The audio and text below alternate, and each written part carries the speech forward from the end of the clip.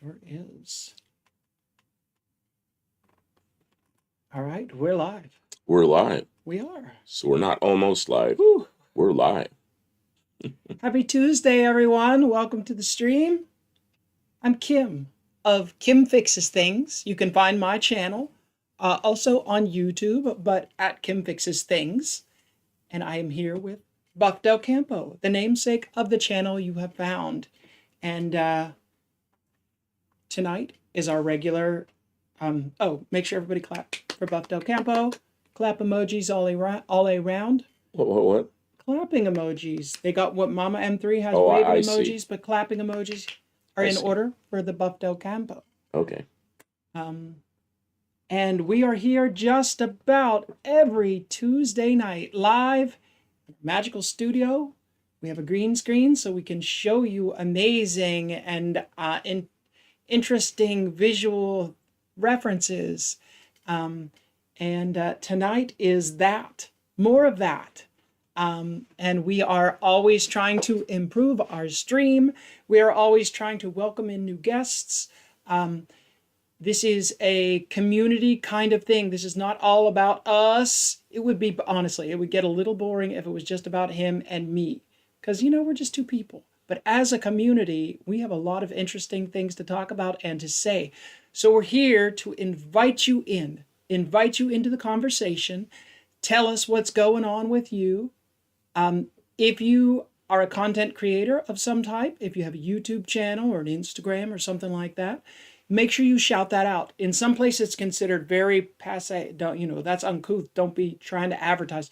This is a place.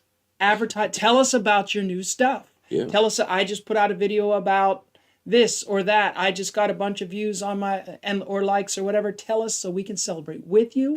We actually do want to see people in our stream have success. So do not hesitate to say, I am a content creator and I have a channel. And Mexican Spec is the only moderator who is here right now. And that's one of his cars right there. All right. Okay, this is the Mexican Spec. But it's a car he sent me. And we'll talk more about Mexican Spec and his content during the stream. But if he's not too overwhelmed, Mexican Spec will throw up links to people's channels. Links. Okay. So that you can click on them, but otherwise you may have to do it the old-fashioned way where you have to use fingers and type things. So before the chat is like filling up quick and rolling by, so we usually at the beginning of the stream do something where we see who got here first. It's like a little contest. I don't know. So Buddy Carafano was here. Mexican Spec was here. Two hacks were here. They were here before 6 o'clock. Patrick Sullivan was here early as well. But you can only get the points for being here the earliest if you're here pretty... Me, I made it. I'm the one on time. Buff got here but right I don't get points. Okay, but points. Let's see. Mexican Spec was on. Buddy, Patrick Sullivan, and Mexican Spec. Now, what order did these people come in originally? They were in way back there. Oh, Buddy was here at 4:06 in the afternoon, and he was here right at 7? Am I right? 7:01. I think that counts. He got to be... there's a 5-minute allowance for first to this dream. So, Buddy, you get... I will award you 2 points for being here before the stream even started with a comment. Mexican Spec, as our moderator, you're getting 2 points because you were here like at the beginning of the stream. And Patrick Sullivan, I will give you a point for being here right at 7. Actually, everyone who has a comment right at 7 is getting 1 too. So Dented Dreams Garage is getting 1. Colleen, right? Colleen is getting 1, and so there you go. Lots of people here. Mike, you can have 1 too, because you were right in there. And KJ Kylie, you can have 1 too. Look at that. Gearhead 6971, also 1 point. And I got to cut it off somewhere, Dougster. So I am going to cut it off at the 2-minute mark there. But welcome to the stream, Dougster Wolverine Garage. Potato, potato, potato to you. Okay, and the first thing Dougster says is sexy, sexy car. So that works. Junkyard D, welcome to the stream. Um, oh, he even said something before Dougster Wolverine Garage, but I cut him off. Cut him off. Okay, that's a lot of talking. My voice is returning, but I have a feeling I can tell by that first 5 minutes here that an hour from now, the discomfort and the laryngitis, temporary laryngitis, is going to be trying to return. But I've got to pull some of the weight here because this man has been coughing and up at night sick as well. We're both trying to get over a little bit of it. I'm going to lose my voice first. You can tell probably I don't sound normal. I can hear it. So. Brenda Cargirl is here. Welcome to the stream. Brenda's got a bunch of pictures. Brenda should get some points for sending me 25 emails. She sent me like pictures and pictures and pictures and pictures. I don't know if we can show them all tonight, but we'll try. How many points? I don't know. I mean, look at this. I tried to show this to you earlier, but you were busy. I'll give you 2, Brenda. But I don't. Whoops, got the wrong. I should probably do some kind of blanket thing for everyone who sent pictures of cars. See where this is Tavo, and you go up from where Tavo is and see Brenda. Brenda. You see all that? Did you see all that? Yeah, that's so. I think that's huge. Everyone whose name I see in the chat so far understands how this all works. But if you're watching and haven't commented, or if you're new here and watching after the stream has already aired, the way we do it here is on Tuesday nights. We are happy to talk about viewer rides or just cars that viewers find interesting or have questions about or whatever. And if you want to send us pictures for us to talk about, if you're going to give us permission to look at the pictures and share them with other people on the internet, you can send them to buffdelcampo@gmail.com and he will get them. And on a night like tonight, it's going to be hard to... Oh, Kitsy Fluff is here. Welcome to the stream. Kitsy Fluff. On a night like tonight, it is going to be difficult to get through all of these pictures. There's a lot, and we like that. User interaction, stream interaction is a really good thing. So that's awesome. And I'm downloading. That's why I'm looking away. Thank you. I put a little bit of extra work in my eyeliner tonight. And Kitsy Fluff noticed right away. Everyone looks hotter with eyeliner. I don't make the rules. So are we going to comment on the car now? Okay, I've got Mexican Spec asks. Oh, Mexican Spec. Is that a 65 or 6? I think it's a 66. Let's see. Don't worry, Brenda. As far as points go, as people participate, they'll collect more and more points. So, yeah. But you are definitely responsible for your own points. It's an on your honor system. Okay. Oops, it's the wrong way. Can you put us down in? Oh yeah, we're taking up the whole screen. We're taking up the whole screen. Okay. Oh, that's beautiful black. Okay, so this is that a 66, man? The Grand Prix, I don't know that well. Oh, well, I think you're going to learn it. I think it's a 66. Man, that's a really stylish. Can you imagine driving that? Man, that'd be a nice car. Yeah, I'd be afraid to drive that. Somebody would run into me like an idiot and ruin it. Yeah, the 66 definitely looks like 66. So. Taillights, but somebody, I think it was Dougster, said 65, and then I went, uh-oh. Oh, no, the gauges are square on the 66. See, I didn't know that. Some of these cars I know that, and some of them I don't. See that? Is it a Grand Prix or the Grand Prix?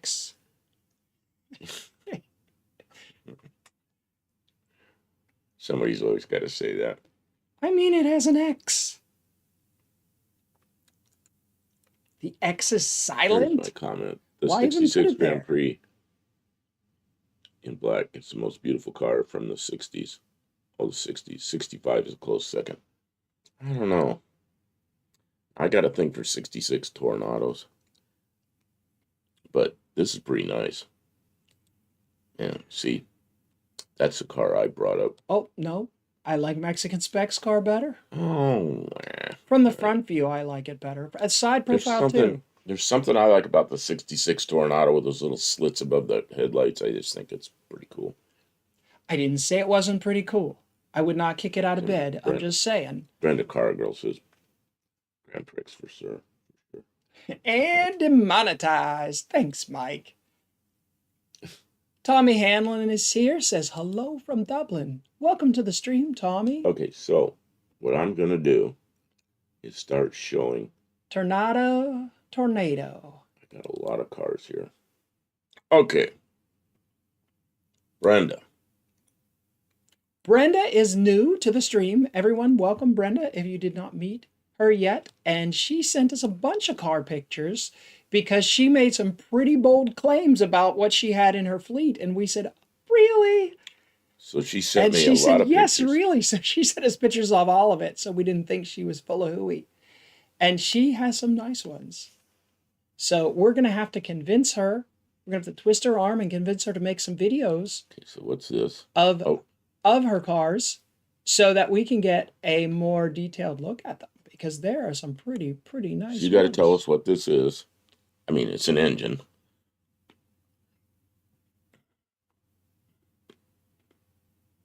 There were no Challengers in 66. Oh, yeah.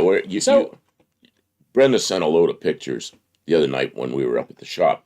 So, yeah, I'm not showing 66s. I'm just showing a few of her pictures. But we then haven't actually began We'll move on to the 66. The exclusive 66 portion of the show yet. Well, that's a 66. We reserve the right to talk about viewer cars, whether they're 66s or not. This is Brenda's 66. That's a 66, isn't it? It's got a big block. wheels. It's got the big block hood like a 396 did in 66. God, can you imagine driving that? What the heck of a car that is? I get the claustrophobic feeling from looking at it, like that my head wouldn't fit. When I get into the top down. Like when I get in your Zephyr, I gotta sit like way down like this. So I feel like I would have to be squeezed. The Zephyr's like a chop top Fairmont. And that's one of the things I like about it. Okay, that's 61 Starliner. I don't know. I'm just gonna go through a few of them. That's a 64. But these are Brenda's cars. Look at that.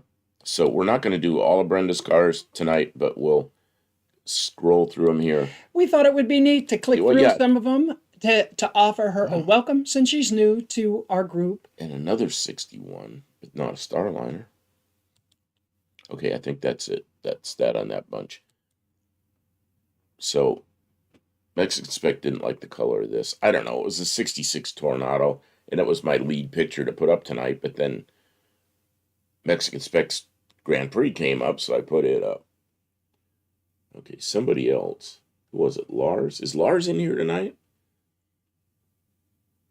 This isn't. It's some other pictures. I also like to mention to anyone watching the stream, if you are watching after the stream is over, if you're watching the replay, you're going to be able to understand. We'll try and read all the names and the comments, but it's almost impossible. They start going pretty fast, and we start to miss things. Sometimes it's easier to follow what's going on if you watch the chat replay while you're watching the video.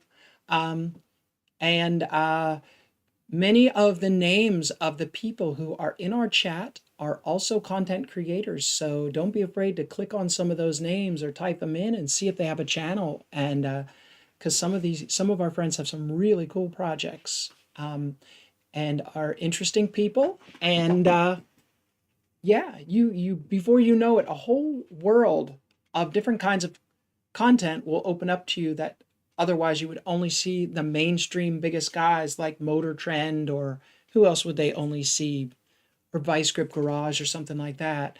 Some of the smaller channels, a lot of good stuff on small channels. Really good stuff, relatable people, and if you're looking for a community of people that you can chat and interact with, we definitely bring that to the table in ways that some of the larger communities, it's really easy to get lost and ignored. And I'm not saying that it's intentional, but it's just impossible and an enormous channel to keep track of everyone and to accommodate everyone's requests and such. But we tend to try and do that. And if I can't do it, someone in the chat will usually help you. John Wilburn gives us Wow. the looky eyes. Welcome to the stream, John. John is the promoter of our car club's annual event, the No Name Nationals. And so if there's anything that you learn from our channel, it's how to find John Wilburn at his channel. And he is on, I would say, every Friday, but he had a stand-in this past week. So most every Friday, John Wilburn is streaming live to talk about developments in our car community and the future of our events, which usually happen at the end of summer. So this year's is done, and we won't have another one you got lots of time to prepare if you want to participate in next year's event. Yeah, John, how many days until the No Name Nationals? I think you have a date up there now. It's like 290 something. We should know. We should know. We should take screenshots so we know.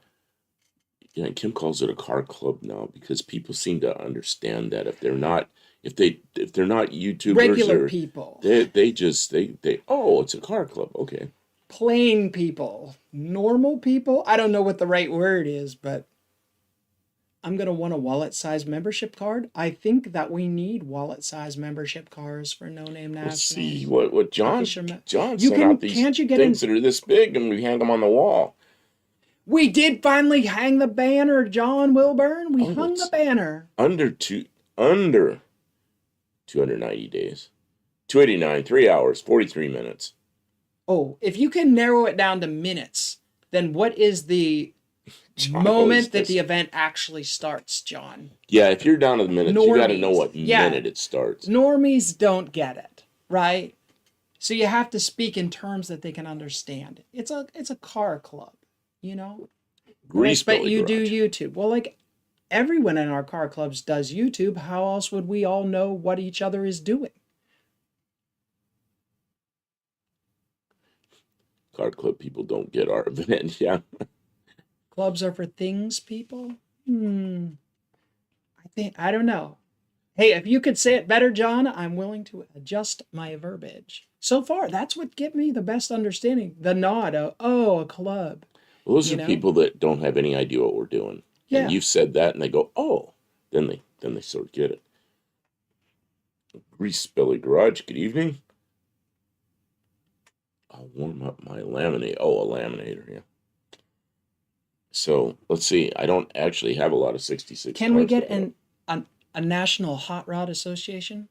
National? No, American Hot Rod Association membership card? Well, do they sell those? Give those away? We're not going to have them for a while yet. Okay. But they're coming. Because they were there, and they will be there again. Turbo Tom is here. Welcome to the stream. Turbo Tom, does Turbo Tom have the oldest car in our group? I think so. Turbo Tom pitted right next to us this year at No Name Nationals. He's a fun guy to hang out with. And somewhere I did some video of his. I gotta find that because I want to add that. I told you to find it. It's supposed to be in a video he's editing, and it is a Model T. What year is your Model T, Turbo Tom? And he takes it down the track in an exhibition style run down the track annually. Yeah. He's taken a couple people for rides with him too. But it's pretty fast. I mean, you might see one in a museum, but how often do you actually get to hear one run or get the opportunity to take a ride in a Model T? And he might, if you're good, if you're on good behavior, he probably will let you sit in it. I didn't sit in it. Well, you didn't ask, did you? We got more 60. Okay, I'm downloading 1966 cars because Junkyard D sent them. Brenda, I'm not like dead set on trying to convert normies. I'm just looking for our people, right? The people who show up here and stay are the people I don't have to convince them. They're like, oh, it's my people. A 1916 Model T Turbo Tom has. And He got it in exactly the color he wanted, which was black. Factory black. Which is the most rare original factory color. It's also the most common original factory color. And can you tell me why that is? Anybody but Turbo Tom? I bet I know. You do. Everyone knows. I'm sorry. Okay, Mexican Spec says, now do a 426 Hemi. Well, Oh, I've seen this car. Why don't I have the name? The name is not Junkyard D sent this. Oh, this is Junkyard D's car. Okay. Oh, it's always good to connect the cars to the people because It's 19. What is that? 60. I can't see the front of it. I think it's a 66 Valiant. Oh yeah, look at who he's lined up with. oh, is that wait. Ford drag team. Oh, is that the fella out in Bizard and Yeah, I'm trying to read that. Casper? It's Casper. Yeah, I'm trying to read it, but I Oh can't man, read all it. the names. Wow, you think you're on the ball, and then all of a sudden you're trying to pull names up, and I'm telling you, I'm slipping. I'm not sure. Okay, Dougster said something. I want to go back and see what it was. Doug, what did Here we Dougster go, say? the 66. I'm a proud member of the Dead Horses Car Club. No rules, no dues, and everyone's president. Club meetings are rotating between members' garages. Oh, that sounds nice. Mike says he likes things, especially when those things are cars. I agree. Grease Belly Garage says, hey, Mex. Welcome to the stream, Grease Belly Garage. This is not his first visit. 66 Plymouth, full-size Plymouth. Oh, I see a 66 Plymouth. Very nice. Plymouth two-door. Plymouth what? It's a Plymouth Fury. I don't know if Fury. it's a 1, 2, or 3, because they had Plymouth. Why is it so angry? It's angry? It's Fury, Oh, right? Isn't that what I Fury never means? really thought about that. Anger. It's a Mexican fury. Spec has a Plymouth Fury, but it's 3 years older than this one. Or maybe it's a Savoy. I don't know. It's a 63. I think he has 2 of them. Ah, yes, Andy Wood in Casper with the Andy mixed Wood, up that's right. boss. I know a lot of things, but I can't make all the connections. Some. Okay, so How was that? Was that an actual match race or was that just an exhibition run, Junkyard D? And who was quicker? Well, not who was quicker, who won. That is the great thing about some of the racing that we do at our event, is that it is not all about having the fastest car. They do several classes as bracket racing, which sort of it levels the playing field in terms of how much money you have to lay out. If you are good with your lights, your launch, and you have a consistent car, and you can run your number, you know your car and you can run your number and you can launch your car properly, you can win at bracket racing regardless of the speed of your car. So it makes it so that it can be fun for everyone and everyone can just kind of shoot for being better than last time. Or if you have a different car every year, you can, run a personal best with your car. So I like that about bracket racing because I've never had a budget to, run a pro car. And no one's so the pro car people generally don't come to our car club because we don't have like a lot of really valuable prizes, and the pro people tend to chase prizes, and we're there for the community more so. Not that there's anything wrong with chasing after prizes because that can be a lot of fun. Maybe someday somebody I'll says do that. Cope show up somewhere and I missed it. Cope, spider potato, Yeah, because Dougster says Cope, spider pig, but spider I don't see him. pig does whatever a spider pig does. Can you scroll back? I'm not singing. Can you scroll back and see if John Cope's here? Oh, there he is. He is here. Okay. Oh. Hey, John. Welcome, John. John Cope Racing Transmissions is part of our community, and he runs a very successful custom. What else how can I state it? John, plug your business. If you need transmission stuff, Scroll talk right to down. John Cope because he's a smart guy and knows his stuff. Especially classic Ford or Mopar transmissions. I don't know what else he does. Oh, it's Junkyard D. It was in the bracket. The engine gave out at top end, but I cut a good tree. It had, and Andy signed my time slip because he knew he'd been beat, huh? Are you the one did you break the rear end or something in this car? That same weekend? Two Hacks is here. How you doing? He's been here for a while. Shops Cope said closed. shop's closed. What does that mean? That means it's late in the afternoon and it's closed. Oh, well, for the night. So he's here for the enjoyment, not for the shop. That's good. I met John Cope, in the first annual No Name Nationals. I see this blistering fast. I think it was a 65, could have been a 66 Ford pickup. And on the tailgate where it normally says Ford, it says Hemi. It's like, what is that? So it's a third gen Hemi. Junkyard, Ford pickup, and it's fast. Junkyard D said, that is a Plymouth VIP. Same kind of car my dad had when he met my mom. Well, it worked, apparently. She must have been impressed. Or some other reason, but I'm just saying. It didn't not work. No, my nephew thought he was funny and hid my rear wheels in the middle of the night. Oh, man. I think it was broken. Whew. Oh. So, you got any plans yet for your 333 cubic inch class? You have an engine. I have an engine. You need a car. I don't have a car yet. And I'm not too worried. I have a lot of time.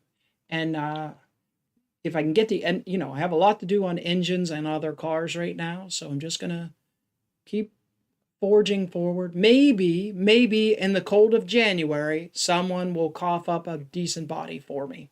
They'll be like, I don't want this anymore. I need some money. You got that truck, I suppose. I do have that truck. Did they put 318s in those? I don't know if it's the same brand, but I don't know if that's really They put 318s in Dakotas, but I don't know if they did that year, and I don't know if it matters if they put them in that year, so I don't know. I got to look into the class a little bit better. Let's see. TikTok, the days fly by. I know they'll go fast, but motor, I got to focus on getting the motor together. Does it have to be a car? Can it be a Dodge Dakota with a 318? Yeah. See, that's what we were talking about. Yeah, no, using the Dakota. Yeah, it just can't be. There's some kind of rule, though, that it has to be a motor that would be in the car. You can't do and go put it in can't put an LS in a Chevelle or something, Although there was some kind of rule about you could put an LS in a. I don't really. Well, the deal with the GM cars was up to some certain year. Oldsmobiles had Oldsmobile engines, and Buicks had Buick engines, and all. It was always like that. And then GM started putting GM engines in various cars. So from that year on, which I think was 78, but I'm not sure, you could put a Chevrolet in a Buick, for example, or because the factory did that from the beginning. So they're going to allow that. But anything else? Well, see, and all the companies did that. Ford, Mercury, Lincoln, Edsel, they all had Ford engines. And Chrysler, Plymouth, Dodge, DeSoto, Chrysler, they all had Chrysler engines. So we don't have that problem with the Fords and with Chryslers. Junkyard D says the same manufacturer of engine and vehicle. Okay. See, I haven't figured out the specifics because I have not been keeping up very well with Dallas as they discuss and set rules. Do they have like written down rules yet, or is it just the discussion they've had in their live streams on Wednesday night? The AHRA, you all know this, but maybe somebody's watching and not, we don't know about. Anyways, the other thing is that a bunch of people are popping in and I don't want to miss them. Levi's Backyard Performance says hello, welcome, and he asks, what are we discussing? Tonight's discussion point is the year 1966, but we're also just talking about... It's everything, but if you send pictures of 66 cars, I'll try to get them But up we on have the a bunch screen. of pictures, so, it's no pressure. If you don't want to go out of your way and send pictures, we'll have enough to fill more hours than our voices are going to hold out, because we've both been both sick sick the last week. And I'm getting my voice back, but I have a feeling if I talk like I am right now, that at this pace, that it's not going to last. So same manufacturer of engine and vehicle. So I could absolutely use the 318 into the Dakota. Right now, the Dakota has a 2.5 liter 4-cylinder, and it would kind of be nice to put a little more motor in a truck that small. Because I don't think anybody's ever going to use it as a street truck again. The computer is completely dead. So well, that truck you could clean all that stuff out of there and put a 318 in, and that thing would be fast. It would be. It's just a light little thing. It's all there. It's not rusty. Probably needs the front end rebuild on it too. Let's see. One-Eyed Cat is here. Welcome to the stream. What do we discuss? Same information not done. Hey. Oh, now there's even more. Greasebelly Garage says Oldsmobile 307 and everything. Olive, welcome to the stream.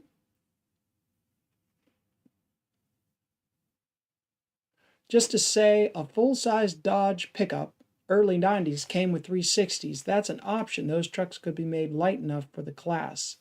Yeah, there's some kind of penalty because it's over 333. So they do give you some kind of penalty. What Kim has a pretty decent 318 that's 30 over, which is within, it's like 10 cubic inches under the limit. So it's in the right range, and she could probably make something run pretty good with that.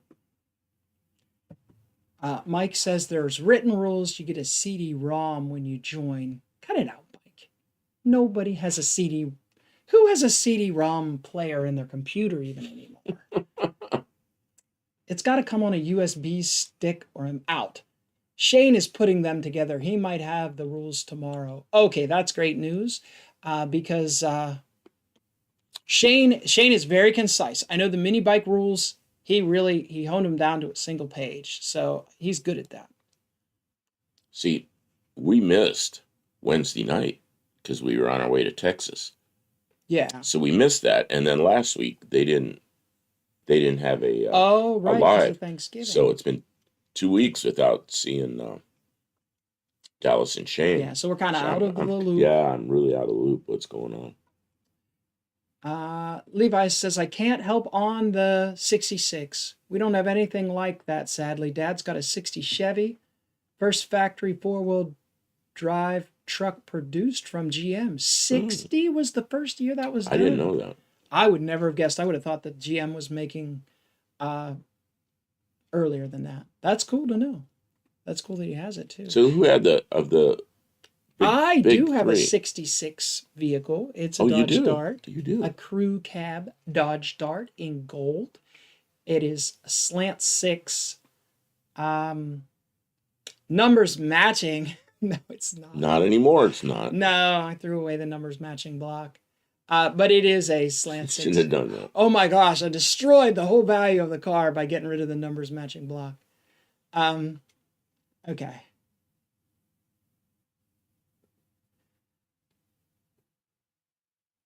I heard it on the X. No CD on my laptop. Found a few with pics. Had to look at them on the computer. Yeah, I have a bunch of old CDs with stuff on them, and I will someday have to find a CD-ROM and plug it into... Crazy.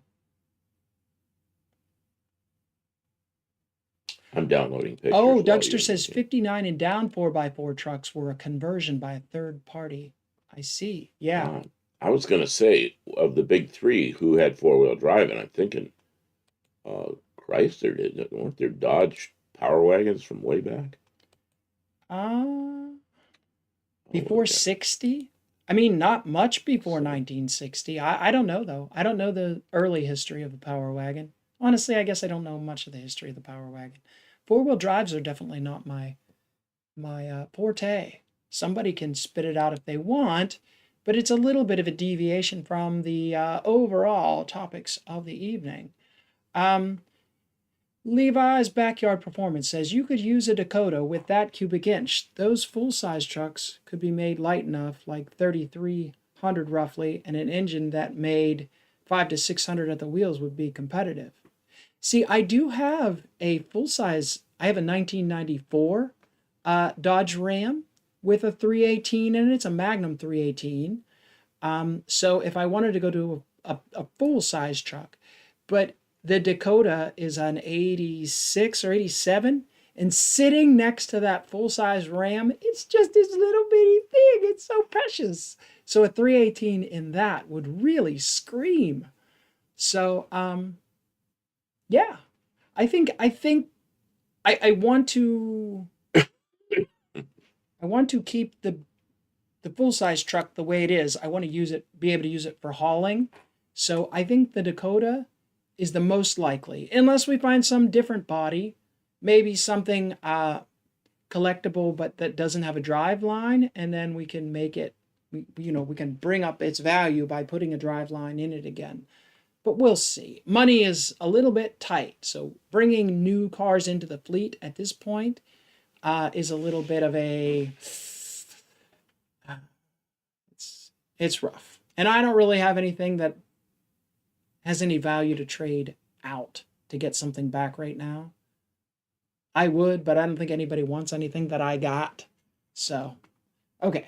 Napco. What's Napco? What's Napco? That's the company that made the 4-wheel drive. 4-wheel drive. Okay.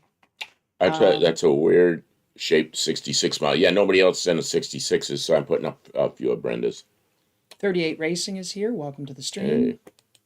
One-Eyed Cat says, I also found 8 disposable cameras last week. They're getting developed as we speak. Can't wait to see what are on them. Oh, you just found them. Money is no object. Well, I've seen really old rolls of film come through and develop up. So I hope that it works for you. That will be cool. That's a 56 Thunderbird. It's 10 years early. You know, I like There's a 66 in the shot. modern Which shot? Thunderbirds. I kind of think they're nice. Like a couple years back, they had a new Thunderbird out for a little while. It was really pretty. 66 in this shot. I'm not sure which shot she's talking about. I don't know.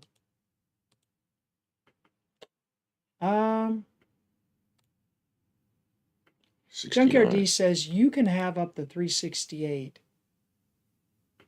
Yeah, It is a weight penalty. 9 pound per cube limit. So the Dakota at 323 would have to weigh at least 2,900 pounds. Oh, we gotta put your car on that truck on the scale, see what it is. I mean, I'll bet you they're light. Those little trucks are light. Well, you're under 333 cubic inch. So but once you put the 318 in it, it's going to be heavier. So we'll see. I think you're not going to get much lower than 2,900 pounds. You just wanted to race something in the class, so you could probably build something in the class with that. Yeah.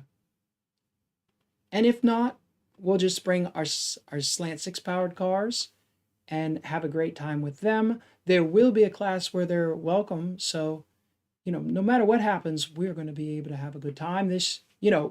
We're constantly building, and it may not always seem like it, but every year that goes by, we have more nicer stuff to bring to the table. I hope most of you are, making steady progress forward. Every once in a while, a motor will blow up or you'll have some kind of accident, but generally, I think we're all growing and improving. Um,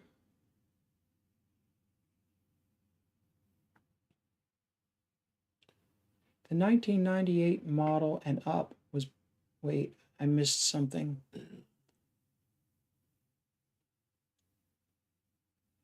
Mexican spec, but not sure if they came with a 360. The Dakotas? Hmm. I think there was a version like a rare like a kind of a rare version of the 360, but I don't know, maybe 98 model and up that it was. I don't know. Well, I'll have to look it up. There's a 66 in the shot. Yeah, I Um, looked for it. I'm not sure which. I'm not sure because by the time she said that, I'd already moved on. So I was going back through the shots trying to figure out which one it was. I don't know which one it was. Mexican Spec X. How is that black car clean driving on dirt? I don't know. I kind of subliminally noticed that too because you cannot. It's hard to keep black cars clean. You got to tack it down just sitting in the driveway, but you can't drive a black car on dirt and keep it clean. The 326 Pontiac would be competitive in the 333 class, I think. I would think so, Dougster. 38 Racing is asking Junkyard D how cold it is there. I know it's pretty cold here. It's like freezing here. It's about 32 degrees Fahrenheit here. So he's up there a ways. I'll bet you it's frigid. Yeah, can you scroll Everything down? is covered in dust. Okay. It's just good photography. Oh, Um, so Mexican spec says Dakotas did come with a 360, specifically the LA 360, which was used in the Dodge trucks and vans starting in '81. Oh, I didn't know they put those in the Dakotas. Twisted Mopars that would here. scream because that Dakota is a tiny little thing. Our 62 Valiant weighs 3,000 pounds with a big block. Johnny M says he's born in '66. I'm older. I was 11 in '66.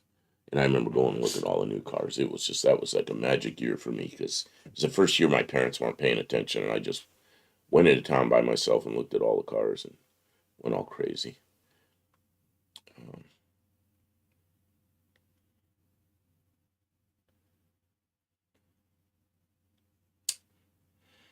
yeah, Junkyard D says the appendages feel like I am ready for spring 2025. That's right. I understand that. I'm ready for it. Brent says hardest part to find on a 61 Ford is decent headlight bezels. Really? Oh, yeah, well, you got some missing there. Well, maybe someone in our chat knows somebody, a good place, a new source to help you get them. Google said that. Blame them. Google! Where's this? Where's this? I don't know. I'm lost. I missed something. I wasn't reading fast enough. I missed a bunch of stuff. I'm going to get my coffee. Maybe that will help me keep going. Oh, then I Can gotta you pay read a little attention. while? Dakota RT 5.9 Magnum. Thanks Oh, okay. everyone for being here. We're having a great time already. It's cool. But can you believe we already been on for 45 minutes? Have we? Yeah. Wow, the I'm time just showing flies. pictures and sitting here and you're Yeah. talking and I'm not feeling real good, so I'm kind of relaxing. My voice is a little rough. Let's see here. Coffee's right cold. Oh, yeah, you made coffee like 45 minutes ago. It's still sitting there. Yeah, today your mother would be arrested for letting you go to town by yourself. Yeah, I lived it was a small town in South Dakota, Brookings, South Dakota. And at the time, it was about, I don't know, 10, 12,000 people. And I was just out of control. But they were busy. My parents were both busy. And they kind of lost track of me. And I had a bicycle. And sometimes I walked. And my brother and I had a bicycle. So, like, one day it was his bicycle. The next day it was mine. Next day it was his. So a lot of times I walked into town and looked at all the new cars. There were two towing places, and I remember going to the towing place to see what crashes they towed in. All this stuff was so interesting to me. But I don't know. Yeah, I just the kids I hung out with, none of us got in trouble. We just didn't get in trouble. Uh, Oh, it says chop some more firewood today. Firewood today. Feeling it. I took my van a couple of days ago, and someone on Facebook Marketplace was offering firewood, and I packed my van like filled with firewood, like up to the roof of my van with firewood, and not like logs, like long, like long logs, like 4 to 6 foot long each. Kept loading them in there. They couldn't believe it. They were like, "You're not going to be able to fit all that in your van." I'm like, "Well, I'll get as much as I can." So I even foolishly ran the chainsaw for a few minutes. So we have some wood to get us through some cold days. We can get some stuff done in the garage, but not until we're both. When you start coughing, the air stings. So we're not doing it yet. Yeah, well, that was not last night. It was the night before. We were up at the shop and we did a live for about, I don't know, an hour and a half. Man, by the time I came back to the house, my throat was stinging. I shouldn't have stayed up there that long. Mexican Spec says it's a big story that a woman was arrested in front of her kids because her 12-year-old walked to town. He's a big kid too. Yeah, I saw that. I know where you saw that was Leto's Law. He covered that because he talked about that. He walked around and of course, we all did, 11, 12 years old. It's sad. They arrest somebody for that. One-eyed cat, debatable on the baby At moons. 12, I was expected Yeah. to walk halfway across town to mow grass for people. And I had a paper route. I was expected to. Yeah, I had to do all that stuff. And in the winter time, when it was cold, and it was dark at 5 in the afternoon, so I got home from school and I had to walk my paper route till 7:30. So I was out in the dark, in the freezing cold weather, delivering newspapers on foot. I remember going. It was perfectly acceptable. It's the expectation. In an old neighborhood where Today's kids are soft. Well, I don't know what it is. I don't know what it is. It's sorry. just that. I feel both ways in the snow. So what happens in Mexico? Are your kids allowed to walk around when they're 11 or 12 years old? TJ Kylie smoking cigarettes and watching Captain Kangaroo. Yeah, I remember that. Now don't tell me I have for nothing no to do. name nationals. Mexican Spec, I am jealous. I would really like it to be 74 here right now. Yeah, it's what is it here? We missed a whole bunch of things. Some about baby moons. Yeah. Well, I was kind of reading them, and One-eyed cat asked it if all that firewood tested the springs of my van. It sure did. It tested the sidewalls of them tires too. But I replaced one of the rear leaf spring. It's 25 degrees Fahrenheit. Hangers before I left Pittsburgh, so that was brand new. So I at least had one. Testing the frame on that rusty old van. If it could stand up to that, it's pretty solid. Junkyard D, it's the same temperature there as it is here. Aren't you further north? We were told to go play in the high when we were young. Yeah, my parents said that's why we had 3 kids, so we didn't have to worry. At least one of them will come back.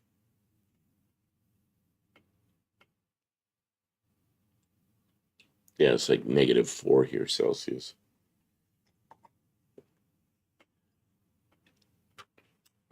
Ugh.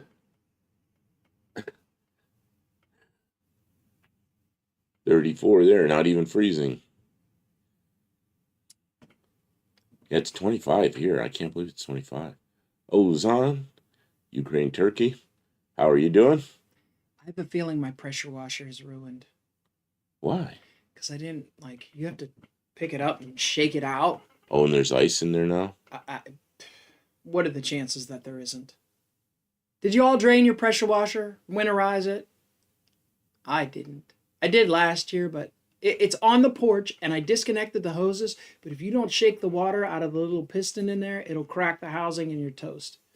That's all right. I'll have to get another new one next year. 38 racing. I drove a garden tractor with a snowblower to junior high in the winter. Worked my way to school. Yeah. You know, you're a farm kid, right? live out where the farms are. I always like to hire, when I hired people, if there was somebody that grew up on a farm, man, that was the guy I hired. And you know why? Because they'd be like 16 or 17 years old. They could weld. They knew how to use wrenches. They knew how tighten a bolt without breaking it, or how to get it loose. They knew how to deal with all that stuff, and they had common sense. And man, they're the first ones I'd latch on to as employees. And Azan, welcome to the stream. We're talking about cars. Our global audience is here in the chat. Thanks for stopping in. Brenda put automotive antifreeze in her washer. Oh, does that work? You have to be careful because, wait, is it automotive antifreeze will mess things up? You usually on anything that is RV antifreeze is my go-to product, but I guess whatever it takes. Either drain it or antifreeze it. Gotta do it. Kim got the washer done and put antifreeze back in the cars. Nice job. Nice job. Oh, I gotta check that Dakota. Shoot, is it really in the 20s? Oh, I don't 38 know what the Racing freezing says, point of that is. smallish town kid. Yep. Same basic thing as a. Yeah, Brookings, South Dakota, when I was there, it was probably 10, 11,000 people, something like that. And it was a farming community. So, yeah, we just walked everywhere, rode our bikes, and we didn't get in trouble. I don't know. I guess some kids might have gotten in trouble. Nobody I knew got in trouble. Worst thing we did was walked around to the car dealers and probably wasted their time a little bit, And they'd give us brochures about the cars, probably hoping we'd take them home to our parents or just to get us out of there. but we 66 was the year, man. I was 11 years old, and just that's why it's this year 66 we're covering. That was pretty cool. Let's see, a Mexican spec. There are 2 classes per day. The smart kids are in the morning and the dumb kids in the afternoon. In the wintertime, the kids walk home in the dark. Nobody drives them or goes. Yeah, same with us. Nobody drove us to school. I remember it'd be raining sometimes, and there was, when I was in elementary school, that we had a neighbor, and she was from Australia, and she had a bunch of kids. And she had a 1940 Hudson, and 40 Hudson with a 3 on the tree and flathead 6. I hated that car because it smelled bad inside. It was all wet in there. But she'd drive up there and get her kids from school, and she'd give us a ride home. So I rode with her a few times in that 1940 Hudson, and it was looking back on it, I said, man, I'd love to have that car now. But then I thought it was just an old crappy car, And so there were a few times I rode to school, but mostly not. Mostly I walked. And after, I think I had to be in 3rd grade before we could take a bicycle. And then we took bicycles or walked. Dougster Wolverine Garage says, I take my pressure washer into the basement for safekeeping. That's smart. Lady Dougster surprised us with a new DeWalt 3100 PSI power washer. Oh, that sounds like a good one. And it's Honda powered. You take care of that lady. That's a good woman. Mine was a cheap Amazon electric powered pressure washer, and I gotta say, for the price that I paid, it was pretty good. But I ran it for 2 years. It's starting to get a little weak, so I wasn't worried about it. And we'll have a gas one this next year if it dies. So I don't know. I should not have let it freeze. It's probably ruined. This is Buddy Car Final sent this, but it's just a link to a page, so I can't zoom in or anything. Maybe you can. I can't. You can't either. Okay, so when people send me links, I can't. I'm powerless. I can't do anything about it. All we can do is that. That's all I can do is just that right there. He sends 66 Buick. Riviera I and remember those. Coyote Classics. And then this one. That's not my favorite Riviera, but it's pretty cool. What's your favorite Riviera? I don't know. A different one. Man, I like a lot of Rivieras. The Riviera that I really like is probably the Boat Tail Riviera in 1971. He also sent that in '66 Lincoln. Big four-door convertible. Very few four-door convertibles. Just imagine what the structure has to be. That big, long expanse with no roof or anything to support it. Mexican Spec says old crappy cars are the best. Yeah, but see, I didn't know that. Like 1962, 1963, I was in second grade, third grade. So that was a 40 Hudson was what, a 22-year-old car, and it was worn out, and it was brown, and the paint was, a lot of it was washed off, and it was just sort of an old car, and it had blankets over the seats. It had gotten wet, so it smelled a little funny in there. And I don't know, I didn't like that car a lot. But looking back on it, man, would I love to have one of those things now.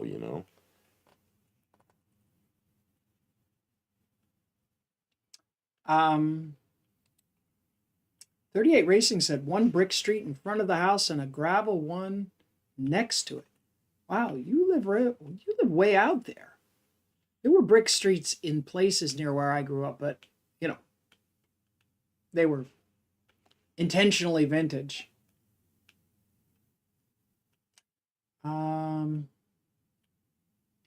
Ozon asks if the Chevrolet, Oh, the I thought it was Chevrolet, the most classic car of the 80s and 90s. I don't have It one was here. very I popular. don't have one here. Can you pull up 66 Chevelle?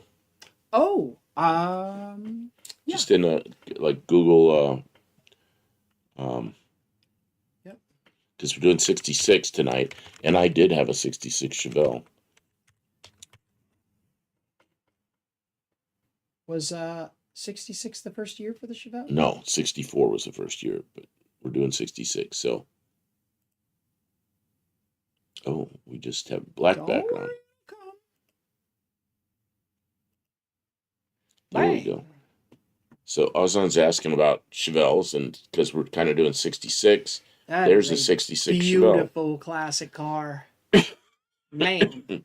I mean, how can you not love that? Look at the chrome and the candy red paint. Oh, beautiful. Beautiful. I was in high school in like 1969, 70, 71, 72.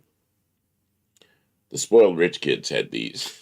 They had these and Camaros, but those are almost new then.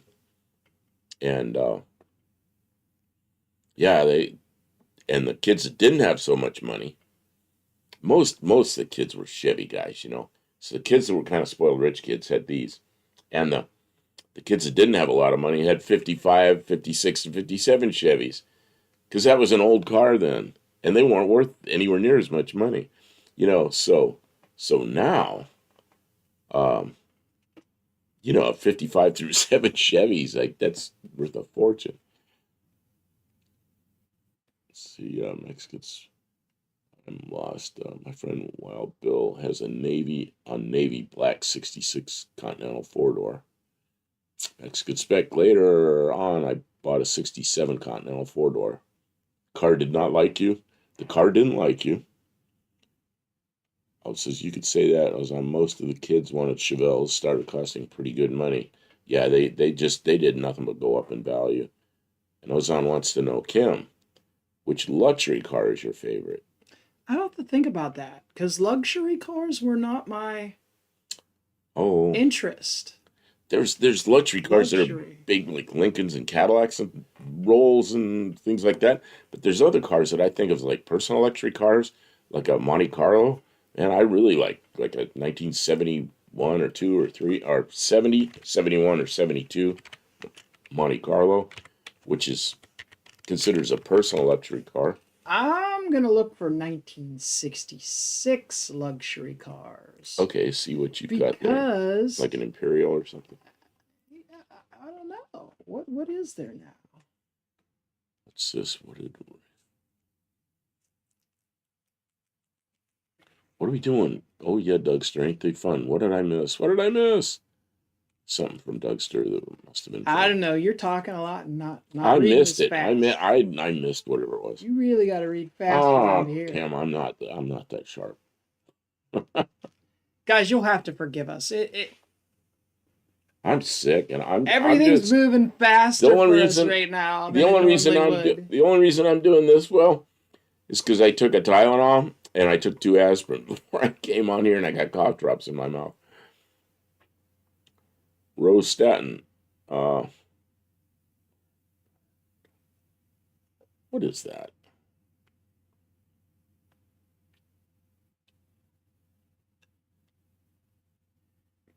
Boy, the luxury cars from '66 would be like a Lincoln Continental or a Cadillac.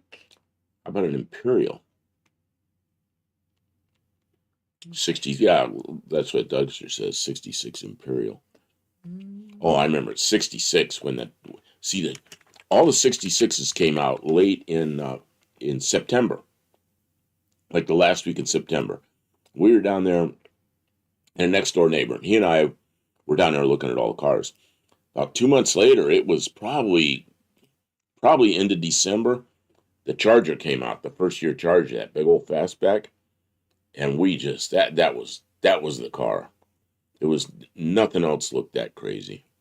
That was really something in '66. See, but an Imperial or a Charger is not a luxury No, car. it's not a luxury car. Muscle car. What would it be? It wouldn't have been considered a muscle car yet in '66, would it? Okay, there's cars that were like not luxury brands, but they were, like the Fury 3, '66 Fury 3, or the big Dodge Monaco.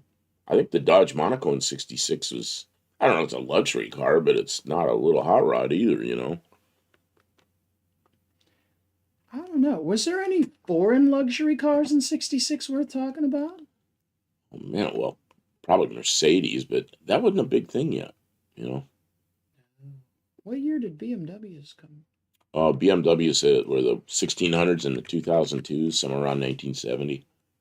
Yeah, those things. Oh, those aren't luxury cars. No, they were little hot rods. They were considered hot rods? Well, yeah, 2002 was pretty quick little car. It was a small car, like a Datsun or like a Toyota, but it was a high performance small car. It was a German car. Well, I think I would prefer a '66 Mercedes over a '66. Oh, and a Chrysler junkyard diesel, a Chrysler 300. Tavo's here. How did I miss that? Tavo's already here. Evening area top Aussie built luxury car for '66 was the Valiant. See, and here the Valiant was a small car. Was it a compact? In Australia, it was a luxury car. Yeah, Imperial has 413 power. All parts are Imperial specific. Hardly any other Chrysler parts interchange. Well, by the time '66 came around, when was the first 440? Wasn't that '66? Maybe I'm full of it. I think it was '66. Yeah, Monaco. Brenda says Monaco's luxury. Yeah, I love the '66 Monaco. I remember that '66 Monaco the first time I saw it. Giant taillights. Oh, did they have a Rover in '66? Or are we talking about something else? Rover. Well, Rover's around forever, but yeah, I mean, I just didn't see too many of them yet like that. That was a prototype thing. Well, Wait a minute. Who makes that? Rover? This car here, the '66 Rover P5. I don't know. See, British, they all conglomerate into one company or something. I don't know. I can think Rover. I don't know. I really don't know. I mean, that's a sweet car. Is You that know who's gonna considered a know? luxury All car? of them. All of them know all this. Because here's a '66 Land Rover Safari. I think this would do it. That's not a luxury car. No, it isn't. It would be a luxury to own one now, though. What do you mean the Monaco was under a Polera? What do you mean under? It was an upscale car from a Polera, but they were the same basic car. Was it Polera luxury car or what was? Well, the Polara was just a full-size Dodge. That's what I had on the for the thumbnail tonight. But the Monaco was like a upscale version. See that one up there in the upper left? Or are you typing on top of it? That I'm Okay, the looking- Monaco had the big taillights like that blue one there. This one here. Yeah, the Monaco had those big taillights. And the Polara just had the taillights in the outer corners. Mexican Sex says foreign cars were not luxurious. I think he's pretty much right. Although, I don't know, the Mercedes was always considered as a pretty good car.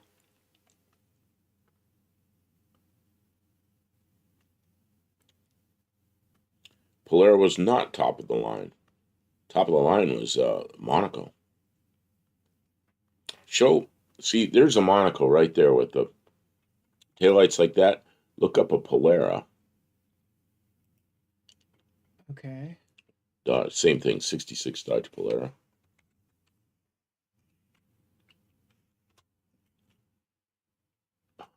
Where's the taillights? I think that's the same picture. Yeah, there it is, right there, the one right above your head. See, the taillights, you got those chrome inserts, and the Monaco had the almost full width taillights.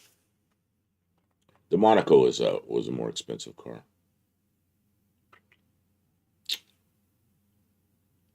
See, but the Ford Bronco would have been considered some type of utility vehicle, not a luxury vehicle. Yeah. Salome Dada. Jeep Liberty is a luxury. You gotta say hi to some of the new people here. Welcome to the stream, Salome. Salome Dada. Your name sound. Where you from? Tell us about yourself a little bit. I don't remember you being here, but welcome. A lot of the people in our chat we know personally, and so we're all just one big happy family, but you're welcome to join in. The Jeep Liberty and that type of thing. Well, right now we're talking about cars generally from 1966. So we're talking about some classic cars tonight. So the models that you're suggesting are kind of newer. They're sort of outside of tonight's topic.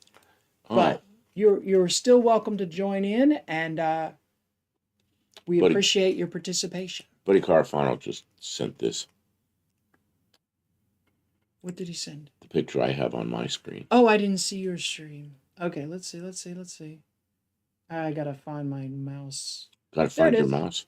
There it is. Yeah, 66 Mustang GT 350. But that's not a luxury car. That was not a luxury car. That was a high performance. Yeah. 289. Yeah.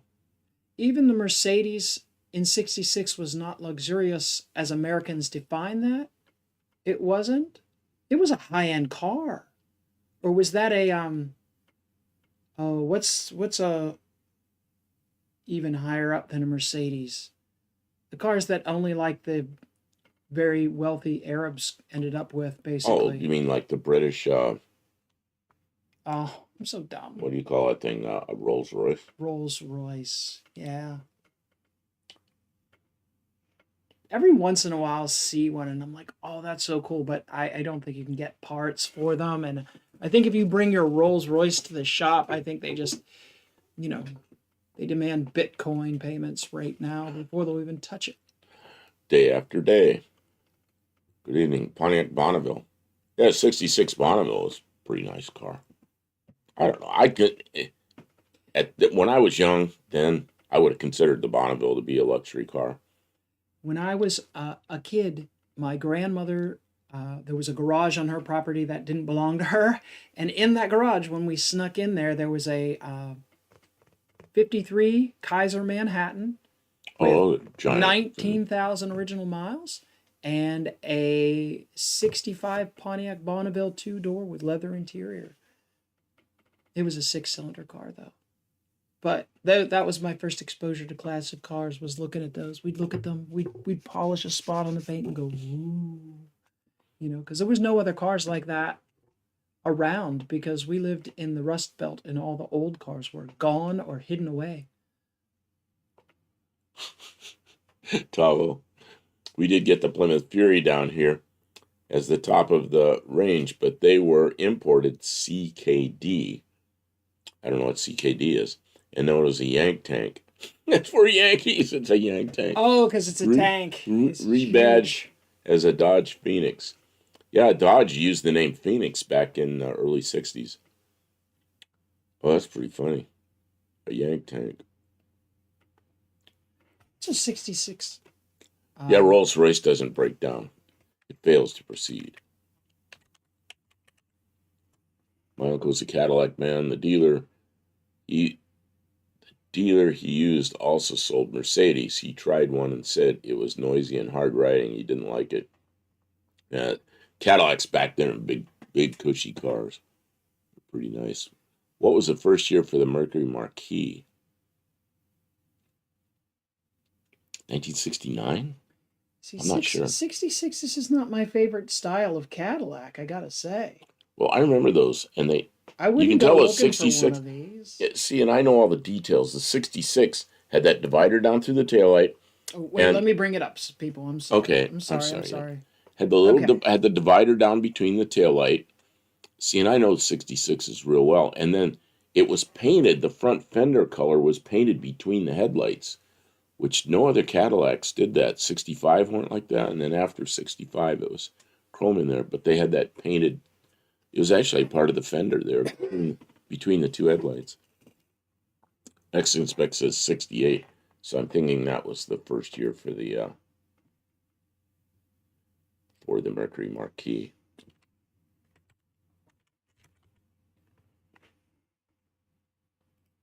'66 Rolls Royce, please. Oh, Oh, yeah, there you go. A Thunderbird's kind of a luxury car by then. That was personal luxury cars by then. That's still pretty small. Was it considered a luxury car? The name personal 'Cause luxury car. This would win.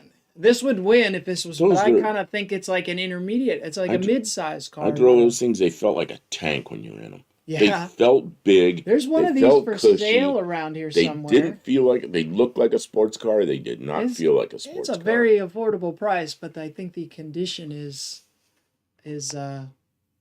on par with the price. Unfortunately, I suppose for American luxury, maybe the T-Bird. Yeah. Yeah, that's why I pulled it up. Well, or I'll tell you the one. I'll tell you what it is. The Riviera, like the 63, 4, 5. Look up 63 Riviera. We're doing 66. I know, but look up 60. They're asking about the luxury cars from back then. Okay, there's 60. You put up 66 Riviera. That was a luxury car. So was a Tornado. Of course, the Eldorado didn't come around until 67. See, this looks so much more modern to me than the rest of 66. Than some of the other cars that like an Imperial. Just it looks so Slabs. 50s, and yeah, this is so much more stylish. So I think. Well, GM really came through with the body designs of the late 60s, mid to late 60s, and they were the leaders then. I mean, just for the fun of it, look up 63. Just for the fun of it. It's not fun for me. Buick Riviera. See that with those big pods out there? I think 63 Rivs were beautiful cars. But anyway, that was a luxury car. They were. 66 Citroen DS Safari wagon. Yeah, I guess that was a luxury car. You can look that one up. I'm not involved in anything you ask, I answer, brother. And everyone knows me on this channel. Have you ever had a problem? I'm not sure what. I've scrolled it away. I'm looking to see. Did Olive say anything to you, Ozan? I don't see them making any comment to you.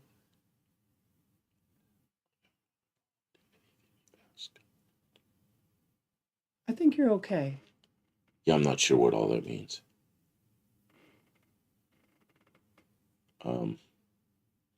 Gotta remember, Ozan is doing everything through a translator, which to me is amazing that we have this communications this good. Ford Cougar luxury hot rod. Yeah, that was in 67 and later. Oh yeah, the Marlin. Would you call a Marlin a luxury car? I don't even know what a Marlin. I don't know what that even fits into, I guess, kind of like the Dodge Charger, you know? It was,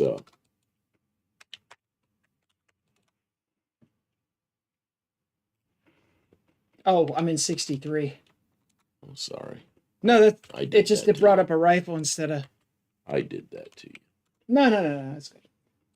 Oh, The that's a Marlin. cool looking car, but it definitely is not the size that. It's kind of the same size as the original Charger, but Yeah, they were kind of weird. They were on the midsize, which was the Rebel at the time. And then the last year of the Marlin, which I don't remember what year that was, 69 or something, they were the same body as they had the same nose as the Ambassador. So it was a large car then. I had a friend that he had a couple of these things, and he just thought they were great. Let's see here. a lead propulsion device. That's right. 66 Chevy Caprice was Actually, loaded. it's not the device that repels the lead. It's a lead propulsion device. It's an aiming utility is all it really is. It's a handle for the aiming. I don't know. Never mind. It wasn't a luxury car in their country. It isn't a luxury car in the U.S. Citroen is not a luxury brand. No, but here I think it was considered as a bit of a luxury brand. There were no luxury Ramblers. Yeah, you're probably right. Although, I don't know. You know, what was the first car in the U.S. that came standard equipment with air conditioning? Do you know? Is that a quiz question? How That's many a points? quiz question. Okay, we'll give 3. 3 points. 3 is a lot of points. What was the first car that you could buy in the United States that air conditioning was standard equipment? Standard equipment. Standard equipment. They all got They it. all got it. If you went and bought one, you got air conditioning. And I think it was in 1969, but I'm not sure about the year. But it was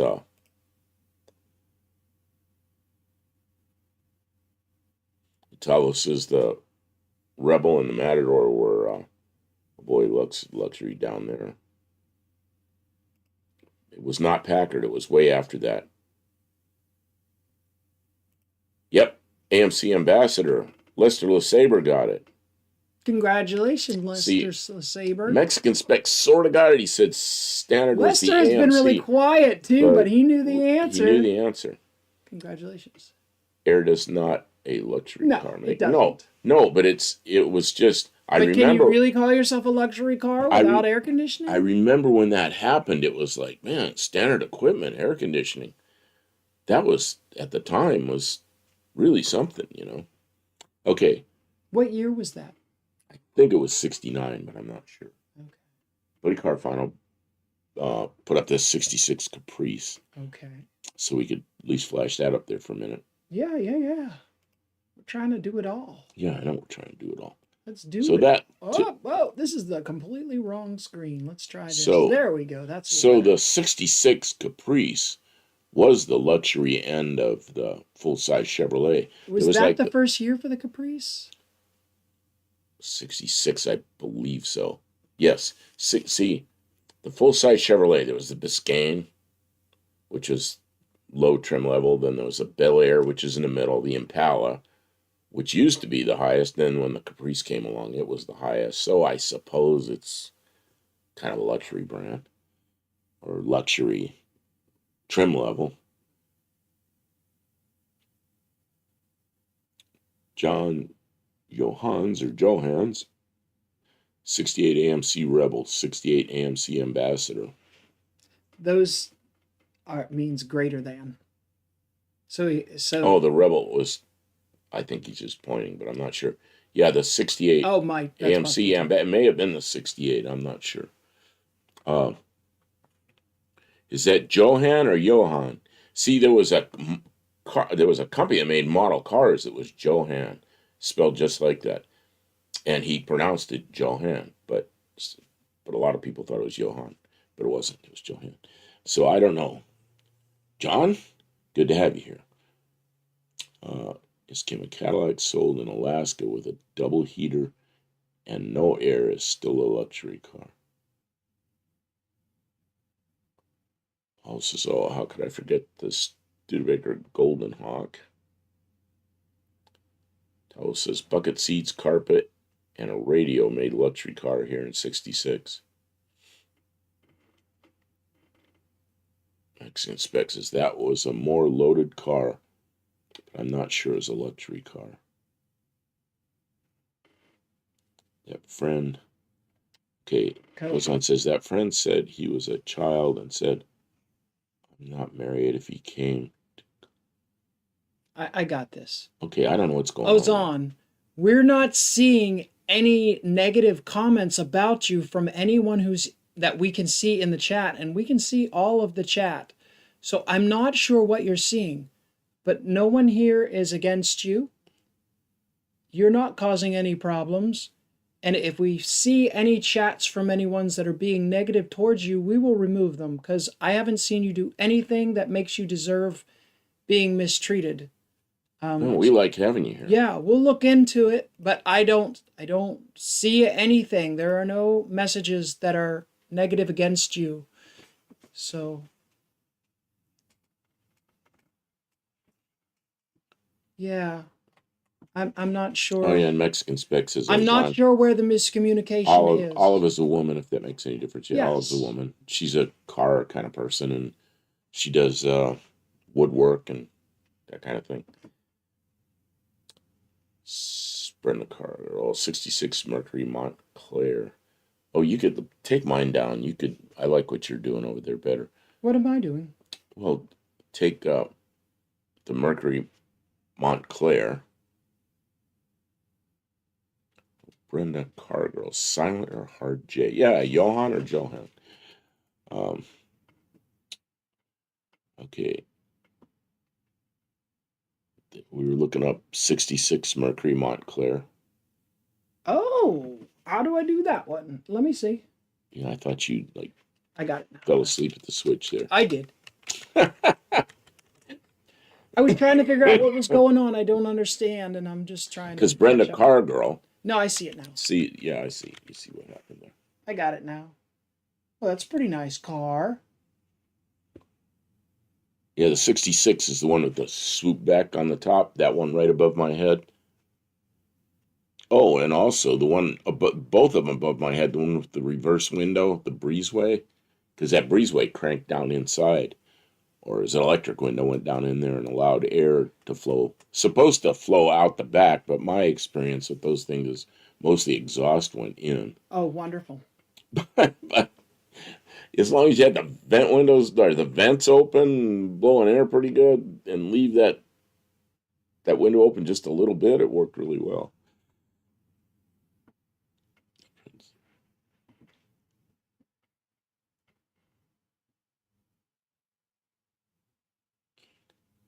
Sorry, everyone. We're reading. We're trying to get up to speed with everything that's going on. It is harder than you might imagine.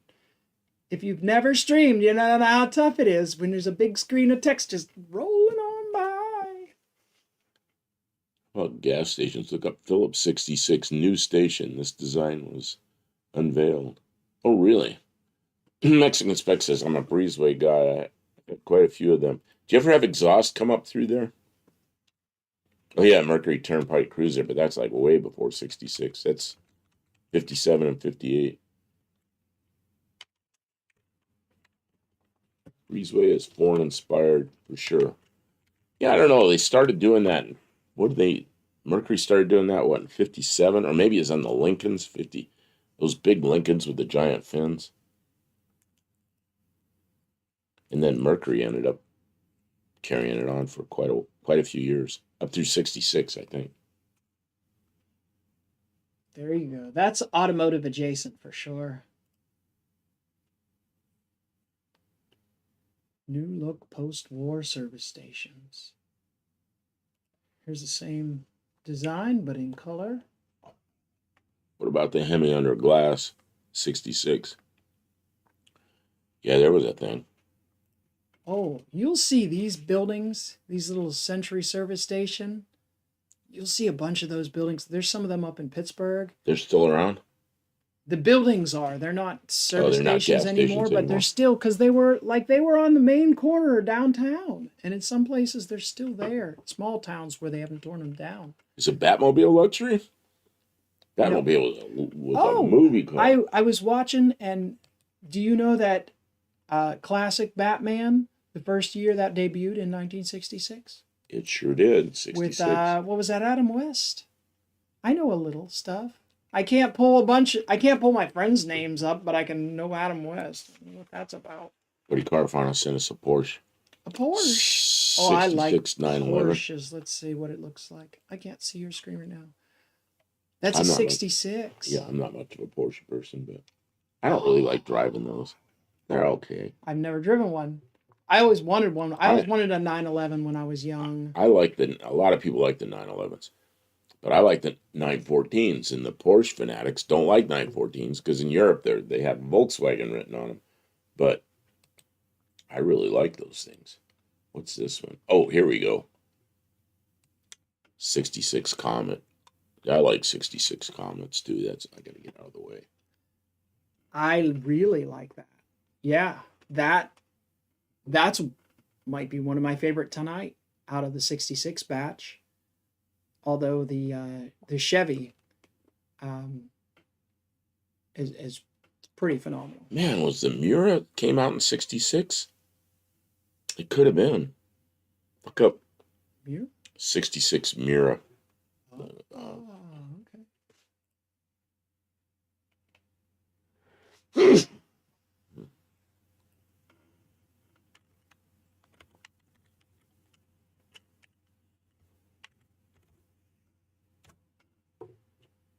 I guess it did come out in 66. Shoot.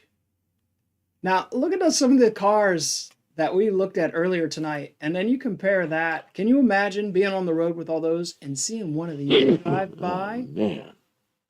A Lamborghini. I remember that thing was a 180 mile an hour car back then. I remember those things, but I thought it was like 67 or 8, but yeah. I mean, can you imagine how groundbreaking a car like that is in 66? Dang.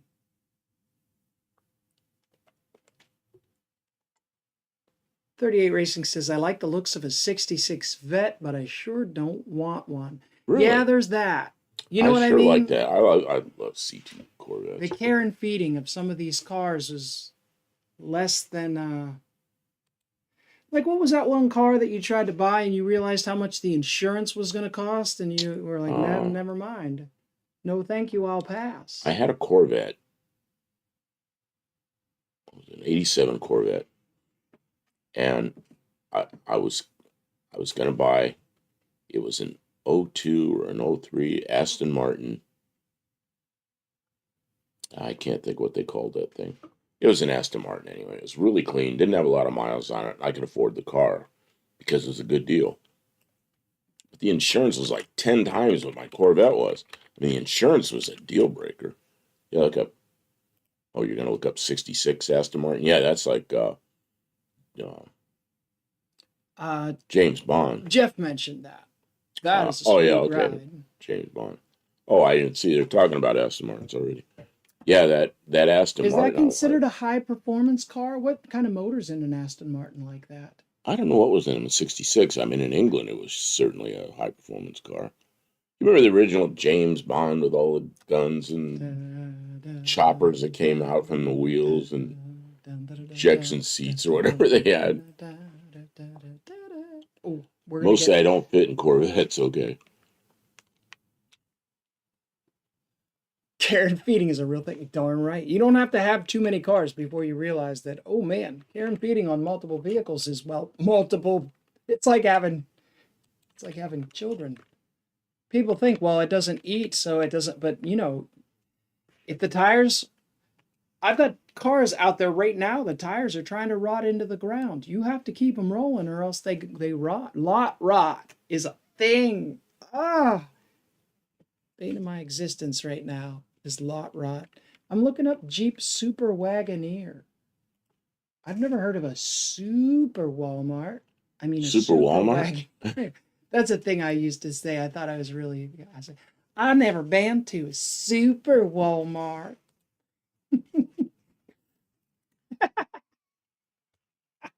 There was a time in my life that that was a real thing, and when the words came out of my mouth, I instantly realized that this is something that, a very it was a thing that a character would say, right? And it was like the lady who works at the diner and she's out on a date, you know, and she says, "Wow, this place is so big. I've never been to a super Walmart." No, you can't see it in your mind's eye. Okay, I'm sorry. Holy I'm Sam sorry. Spallman I would like that, but it is hasn't here. fit. This Yeah. has not fit into any of the categories that we've talked about. But this brings us into the station wagons. Would this be a station wagon You or know, I wagoneer? used to call it a station wagon, but It's later not really years considered an off-road it was vehicle, is it? it was the term SUV hadn't come around yet, but that's what it Right. is. Yeah, but we're not. We can't look for SUVs because none of them will be considered They SUVs. weren't SUVs then. Would this have been considered an off-road vehicle, or would this have been considered a station wagon in '66 when it came out? It was a wagon. But it was It was a four-wheel Jeep drive, wagon. right? Yeah, Did they come also in two-wheel drives in '66, or was I'm it, not sure. or who knows about the Jeeps? I know it's a bad thing, but when they were new, it was just something different. Oh, there's another car. It's been brought up several times. 66 Jensen Interceptor. Oh, I've heard of that. Okay, I'll be looking here.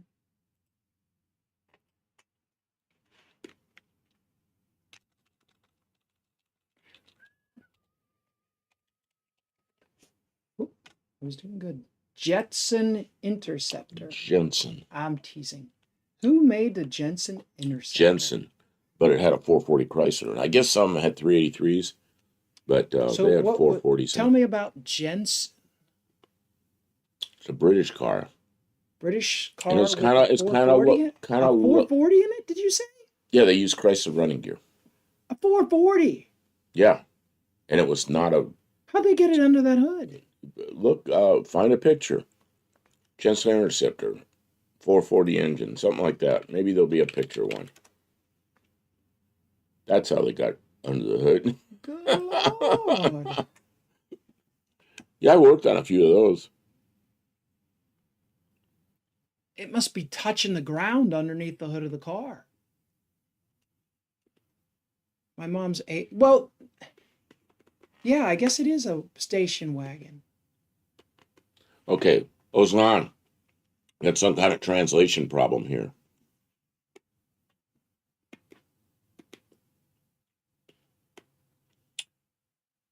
Brother only, he opened a private topic. It's not right for him to write on his channel. It's not right for. Okay. You're a man. I understand that. Oh, I didn't know. I don't understand. Ozan is unfamiliar name to me. Olive is a woman. Olive is a woman. And it looks like Olive, but it's Olive. Olive is a woman.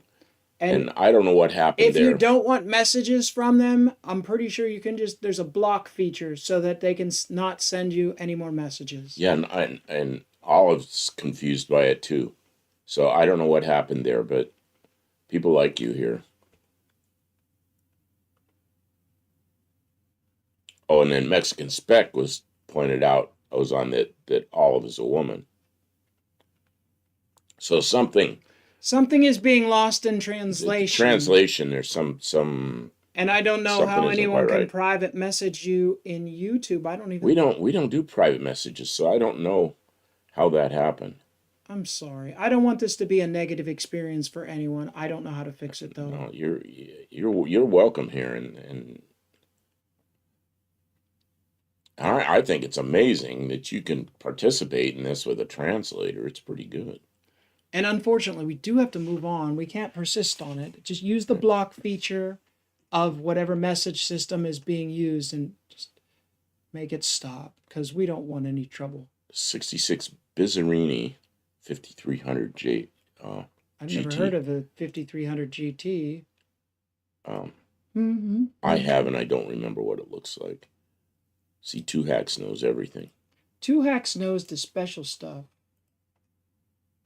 I know a lot of that stuff, but I remember that name, but I can't Now we're remember the. getting into the obscure stuff that I Oh, would that thing. That never thing. have known about without someone like Okay, Jeff. can you scroll? No. Ah, there we go.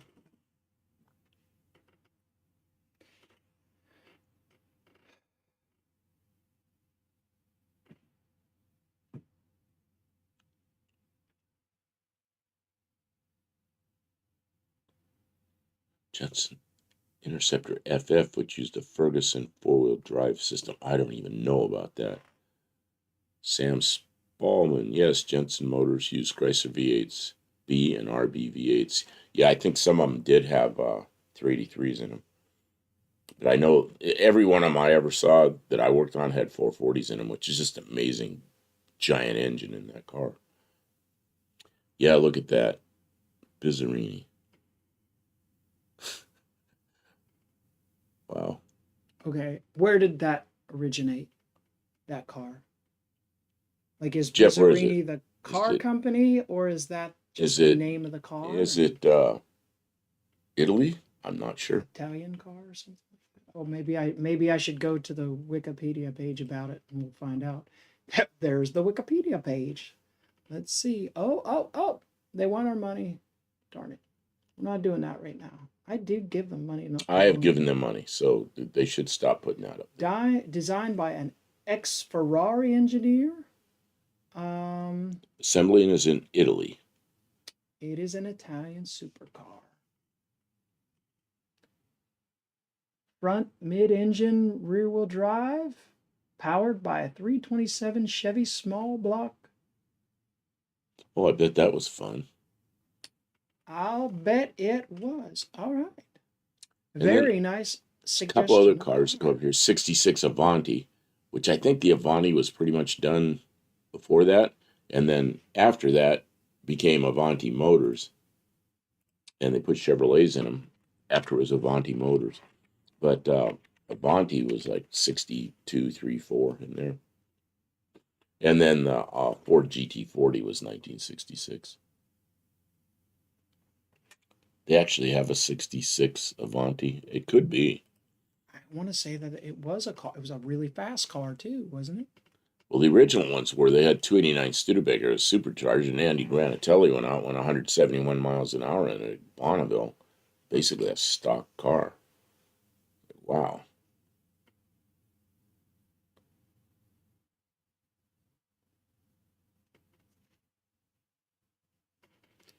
Gearhead 6971, welcome to the stream. We're talking about cars from 1966 tonight. You said hi to him right at the beginning of the show. Oh, You missed that. You forgot. well, hi again, Hi again. I guess. Okay, well, now I'm embarrassed. I forgot he was here. I try not to miss anybody, and sometimes I repeat. Sunbeam Tiger. Some people want to see the Sunbeam Tiger. Sunbeam Tiger's a great car. I don't know. Were they still on 66? That could have been We're 66. gonna find out. I drove a Sunbeam Tiger one time, and that thing was right up to 100 miles an hour, and it had a 260 in it. See what this was? Is a Sunbeam Alpine, which is a little four-cylinder Whitney Putney British engine. And then the Tiger, they put 260 and 289 Fords in them. Holy crap. Did that get with the program? Ah, that sounds like hot rodding. Very good. Factory hot rodding? Or That one's Jay Leno's there. did it come from the factory that way? Yeah, and what's really weird factory... is Chrysler ended up buying up, there was some kind of merger, and they ended up with Sunbeam. Well, so you go to the Chrysler dealer and you buy this, and it had a Ford engine in it. And yeah, they tried to put the 318s in them that wasn't going to fit. So there was a period of time when you go to the Chrysler dealer to buy one of these, and you got a Ford engine. Wasn't gonna fit. It's a 289 is a little tiny engine. Well, they need to. Oh, I see. Its external dimensions are pretty small. 289 Ford's kind of long, but they're tiny, you know. The 318's kind of bulky, especially in '66. It was still a what do you call it? Poly engine. Poly engine. But When did then the 273 come out? But the 273 came out a couple of years before that, I guess. 66? Yeah, but they were probably already set into Yeah. making it the way they were building it. Blue Grit says Maxwell Smart. Yep, Maxwell Smart drove a Sunbeam Tiger. Yeah, 66 Bill Thomas Cheetah. Look up that. Blue Grit Garages worked on the 66 Sunbeam Tiger. All right. I'm doing, you guys got me typing a lot tonight. That's probably good. Probably. What was it? Bill Thomas Cheetah. Bill Thomas Cheetah. Well, he was a cheater? Cheetah, like a cat. Yeah, it's like THOMAS. It'd be like if Chevrolet had a Cobra.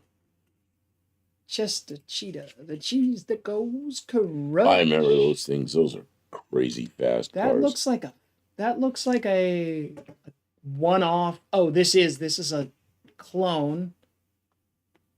They were making those again in Arizona for a couple of years. Not all that long ago, like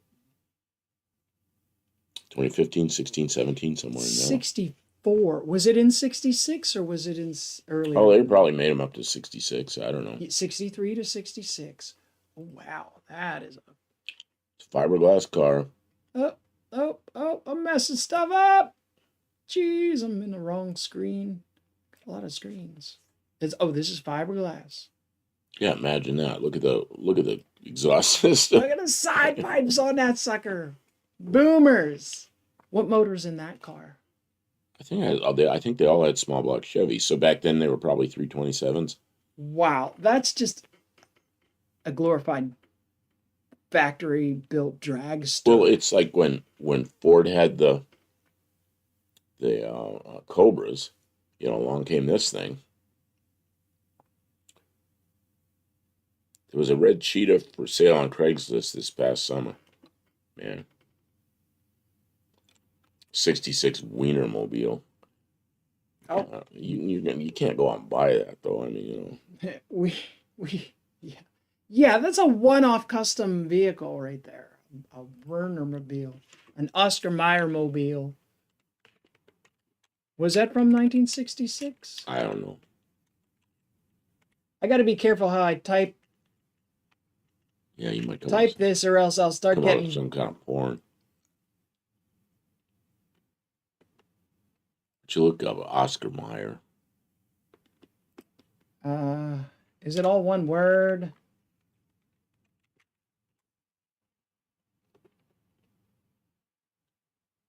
Yeah, put in images. Yeah, go back up the top and click on images. Yeah. Nope, there it is. I got such a silly looking thing. I think he was trying to trick me into typing something that brought up something we didn't want to see. Yeah, and he's messing with you, but I mean. Oh yeah! Wow! Look how the age of the car underneath that one. That has been around for a lot longer. It was like a little sport. The first one I saw looked like some kind of little sports car in it, and that looks like a Datsun. But then later, the thing, as a fiberglass thing, looked like a hot dog bun.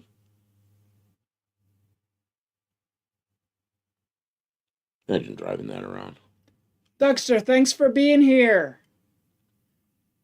KJ Kylie, you teased us into looking up and looking at this stupid you wiener. troll. How could you do that to us? Yeah, I wish I were an Oscar Mayer wiener. All right, I'm deleting the Oscar Mayer mobile. See now I'm. Oh, he said. I read guys couldn't control the Cheetah very well road racing. Some had a L88 427. Yeah, I bet that's a handful. Man.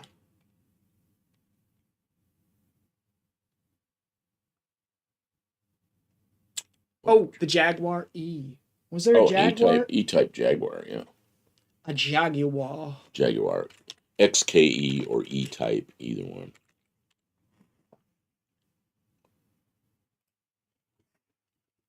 Yeah, there you go.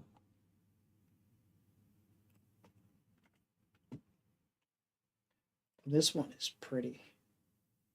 Man, like 1971, 72. When was it? That's wild Oh, it's looking. when I first had my radiator shop. It was 1975. There was a guy had a shop. I'd go in there and see him, and he worked in the evening a lot on his own stuff. And he had an XKE in there that was it was an E-type convertible, exactly like that one that's right above between the two of us. The red one. No, the green one or whatever it is The one up up the top. top? Yeah, that one. Oh, I'm in the wrong screen. I'm struggling with this screen. Yeah, and it was Clicking on about it. that color. And he wanted $900 for it, and I thought it was too much, and I kind of hesitated and didn't buy it. Man, am I kicking myself now? Why didn't I buy that for $900? Oh Because you man. can't buy them all.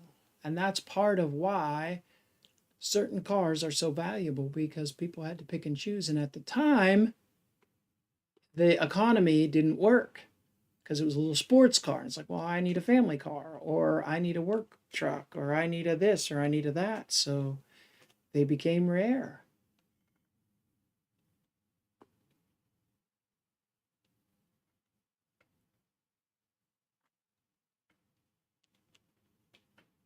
'66 Shelby Daytona Cobra.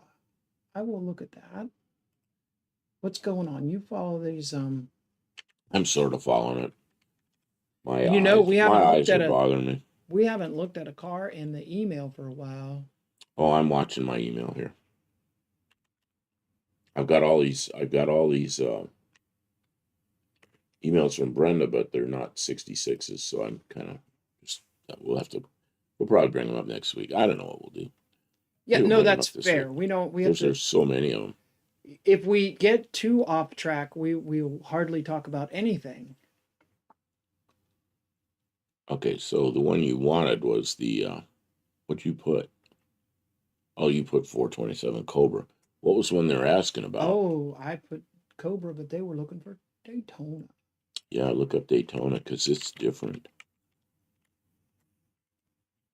See there, Oh, it's it got a is hard top and it's got a different back. different. Yeah, it's a hard top. Yeah, here's a Hold on, it Cobra, says and I'm here's a sorry. Day. Don't worry about being I'm sorry. You're okay. Glad to have you here. Oh, something flying around. I don't want that flying here. I'm gonna get rid of that. I'm sorry.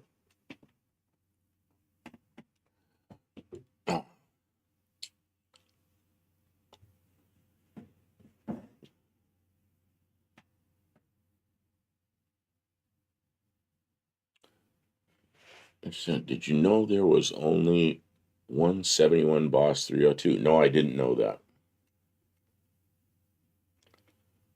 Oh, Two Hat's gonna get me looking up things I don't know. Look up Harford Dragon Snake. See, that's on Kim's keyboard over there. You guys are making me are I making can't my fingers Google work tonight. I over gotta here on say. my computer I got here. I guess I could bring up Google, but I'm doing other things over there.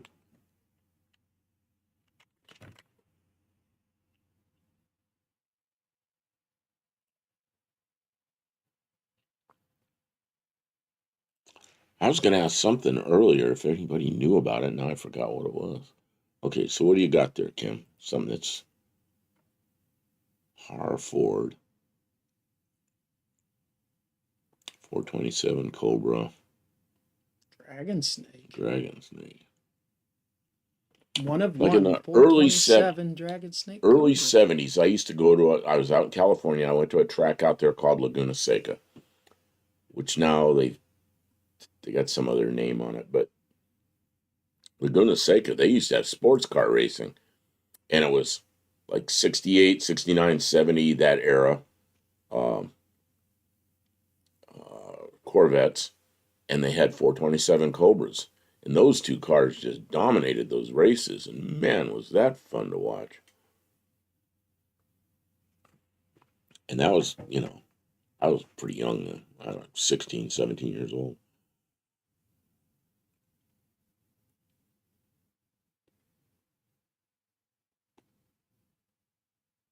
Cobra Daytona. Peter Brock, okay.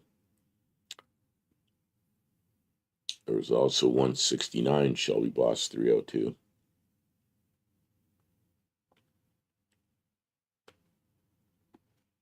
I guess I have to look it up. I remember going to a race. It was a sprint car race, 1970, and the pace car was a 1970 Mustang Boss 429. Could have been a 69. But I think it was a 70. God, it could have been a 69 or a 70. I don't remember. It was that body style. I remember it was a Boss 429. That thing was incredible. I was down there afterwards looking at it, and they had the hood open, and it was like, man, look at this. 66 was the first year for the flip-top funny car.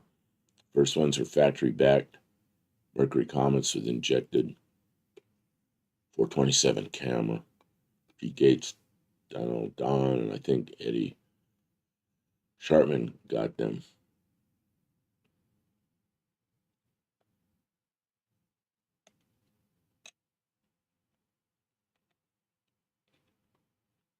Ozan, you're fine. You're fine. We're glad to have you here.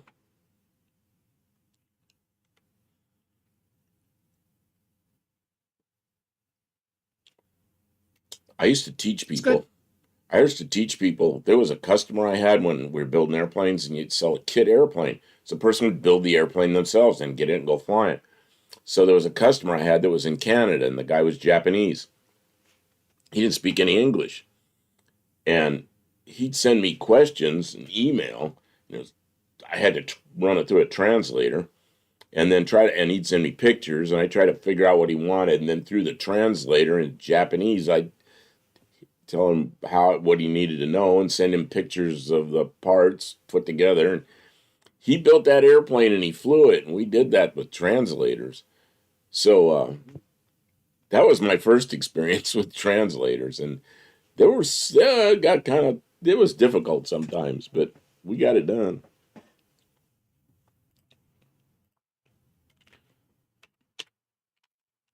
Build my own plane and go flying? No thanks. Mexican Spec, I did that. The first time I did it, that's what got me my next job. Because the guy I liked the airplane I built, and he like begged me for a year. Well, not begged me, but through friends, got me to come to work for him in Ohio. And I went up there and I designed airplanes for him and flew them. So, yeah, I did that. Okay, 2X tells us that 1966 was the first year for the flip-top funny car. The first ones were factory-backed Mercury Comets. And there they are. With injected 427 camera. Pete Gates, Dino Don, and Eddie Sharpman got them. Pretty impressive. Mm-hmm. Came from the factory. Pretty wild. They all had racing programs back then. They were making crazy stuff. Tim said you just finished dinner. Saw you had the Oscar Mayer mobile. A few years ago, I got to ride in one. They have 6 of them. And they're college interns. Yeah, they're like all young people. And I saw early years, like late 60s, there was Oscar. He was an older guy, a little short guy, and he'd drive that thing around. And then later, it looked like it was all college students, that age group, driving around. But I've seen a few of them here and there over the years. Was there a 66 Pit Special? If you know what a Pit Special is, you know what a Kristen Eagle is? Very similar airplane, but 2-place, a little bigger. That's where I got my all my aerobatic training was in a Kristen Eagle, very similar to a Pitts, but I've never flown a Pitts. Okay, we never brought this up. Buddy Carfano, can you just show it for a minute and then go back to what you're doing? Okay. Buddy Carfano brought this up. That's a really pretty little car. 1600. Datsun 1600. And then later they had one that was like this, but it was a 2000. So it was 1.6 liter, and then there were some with the 2 liter, which were not very many of them around. The guys that had the 2 liters really thought they were something. But it was kind of like a British sports car that was kind of a little more refined than a British sports car. Pretty nice. Okay. Then he brought up another one. And I'm going to bring it up. Oh, God, look at Oh, this. it was an overhead cam engine. I see.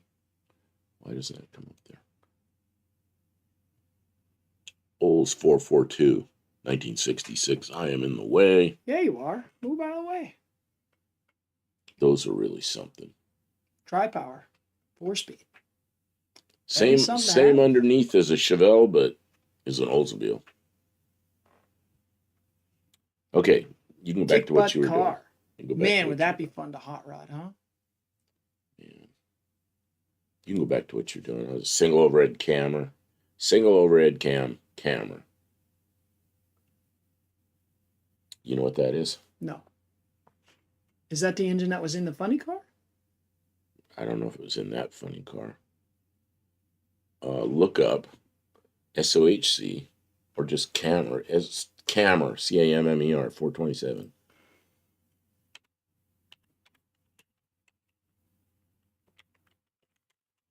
There you go. It's a 427 Ford, but they've got chains on the front that run the cams. See that picture? Yeah, look at that crazy stuff.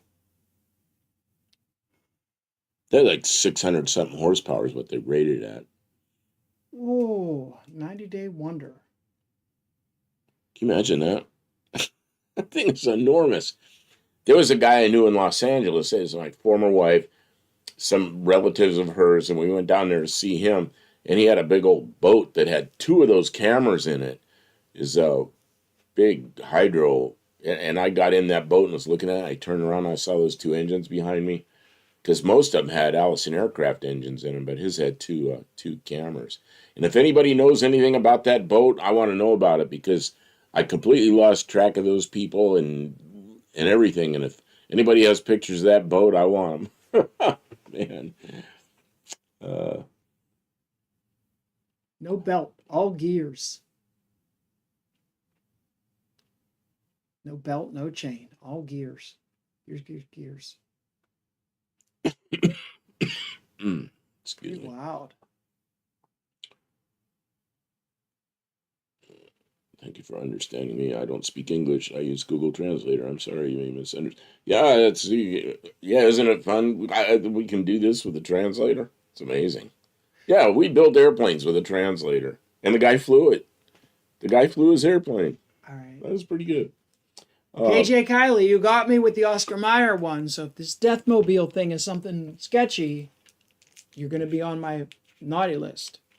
And Brenda Cargill brought up the 66 Volvo 1800, which is something we talked about on here one other time with Olive. Well, look at this. Oh, I remember that. I don't remember. It looked like a big tank on... This one over here is a pretty good picture of it. Animal House.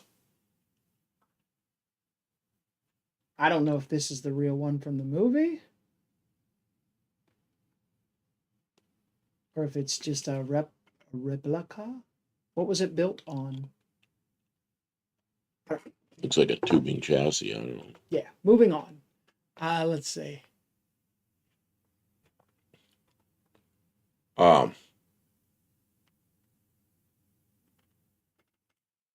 Oh, look up. Was there a Volvo in 1966? 66 P1800. No. Or there's the 1800S. I don't know what the S is. Oh, that's the 1800S. That's the 122. That's the Amazon. The one behind your head. Behind my head. This one. Yeah. What is that one? P1800S. Okay, that's the one they're talking about. The one I really liked was the outgrowth of that, which was a little wagon, which was like 1973 1800. I love those cars. But there's, they're all gone. If you ever find one, they're just, they're all rat infested, dead. It's too bad. There might be a good one somewhere. Yeah, and if you look up, right, and then if you did, you'd have to center your fleet around old Volvos to really be able to do it justice, anyways. Look up 1973, same thing. That's the wrong year. I know, but I want to see it anyway, just to see the car, because yeah, see the one right above my head, under my head. They became a wagon after a few years. Oh, I So, see. so it was the P 1800 in '66, but it became this later, which I I see. really And like. then this is the Volvo that I recognize. Uh, Like by the time I was around, all the Volvos either were gone or they looked like this. see, Olive, she recognized it right away when I said Amazon, because most people here don't use the word Amazon, but that body style was the Volvo Amazon. So the Volvo people know what an Amazon is, and And someone mentioned obviously she wagons, does. Country Squire. Country Squire with all the wood paneling. I wanted to start talking about Oh, 60, look wagons, up 66 Country Squire. but That's a nice when we looking car. brought up that Wagoneer, I thought we'll talk about wagons, but there's so much to talk about. Man, there's so many good cars to look at. So there's a 66. that is a 65. Oh, you know what? I didn't put a year, so Yeah, that's 66. I don't think those are 66 wheels. Here we go. That sure looks like a 66. Yeah, that looks dolled up really nice. And that was the first year that Ford had the tailgate that swung this way or open like this or swung. Oh, both. See, there's a handle off on the right side that opens it like a door. They called it the door gate. Or you reach inside and you bring it down like the window rolled down inside the tailgate, and then it opened either way. And I thought that was so slick back then. It is slick. Wow. Can you scroll? Our scrolling has stopped. Yeah.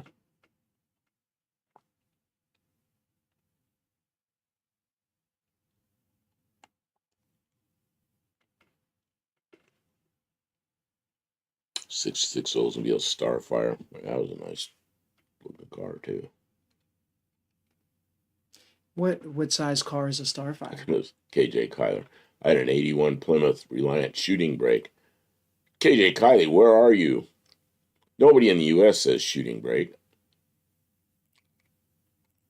Well, they haven't since like 1930. What's shooting brake mean? It's a station wagon. It's an archaic term for station wagon, unless you're like in England maybe or Germany or somewhere.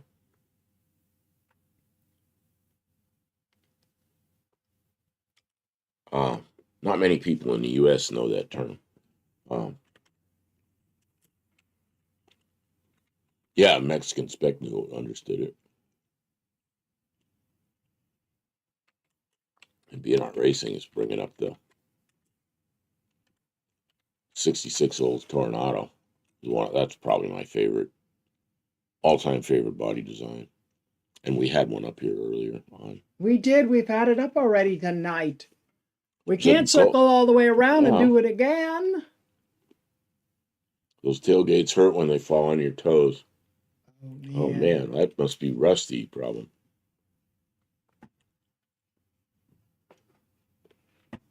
Didn't corner worth a crap. What didn't corner worth a crap? Big old Country Squire wagons. Now Yeah, you go around a corner fast better. enough. If you really go around a corner fast enough in one of those, the tire kind of folds under and it'll peel the hubcaps off, and the hubcaps go shooting out away from you. In what? Big old Country Squires. Ask me how I know that. We used to like go around doing like donuts, trying to get the back end to come around, except they just plow so badly that it peels the hubcaps off of them. Yeah, that's why they make you take your hubcaps off at the racetrack, because if you tromp on it, their hubcaps are coming off. Where are you going? You left me. Yeah, and Mexican Spec asks the question I want to know. How would the tailgate fall off on your toes? And my answer was must have been rusty. Tailgate mishaps. Car scene's gone international. A shooting brake is basically a roadster coupe body with a square back wagon back. Yeah, shooting brake was like a early term for a station wagon. There was a 66 Oldsmobile Tornado that raced Pikes Peak hill climb. Really? Yeah, I think I remember that. I really like 66 Tornadoes.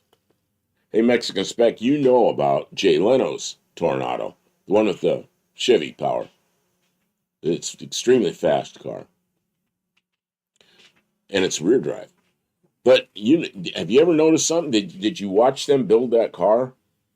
And it's a 67 Tornado that they put all the 66 stuff on the front to make it look like a 66. So it's actually registered as a 67, which I thought was pretty funny.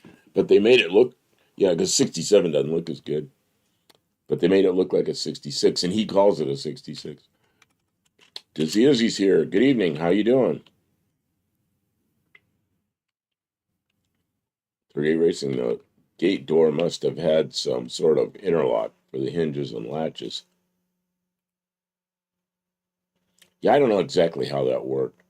See, when I was a little kid, that came out, I was 11 years old. I looked at it, and I assumed it had an L-like thing with hinges here and hinges here, and I just figured the L thing stayed like that, but they wouldn't have done that. They must have had some kind of,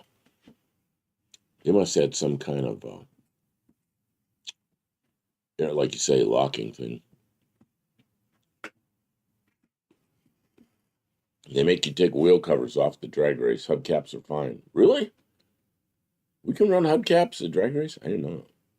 Our tailgate has a cable, so it goes just so far. Also, it's estates or wagons. Yeah, there's estates too. They call them estates. Like a Buick Estate is a wagon. 1970 Buick Estate was the first Buick wagon for like in 20 years. Oh, Mexican Spec does know about that. It was a 67. Rivieras and Tornadoes are nice cars. Man, did I like the 66 Tornado. What's a drop head saloon? That's a convertible. Maybe I'm not supposed to answer that. You gave away the answer. I should get my mouth What shut. does the saloon part mean? A saloon in England is a sedan. Okay. I know it sounds like a place to go get a drink. But in England, it's a sedan. Yeah, that sounds like a place where you go drink till you pass out. But see, in England, that's a pub.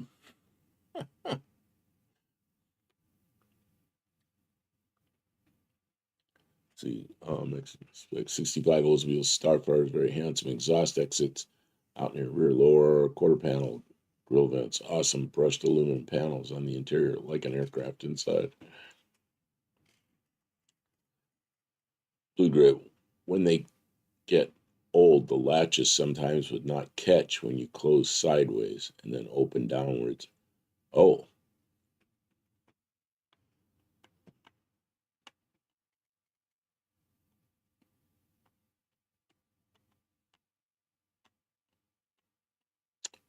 What's going on? I don't know what's going on with the English. Okay, Dad had a 66 Country Squire.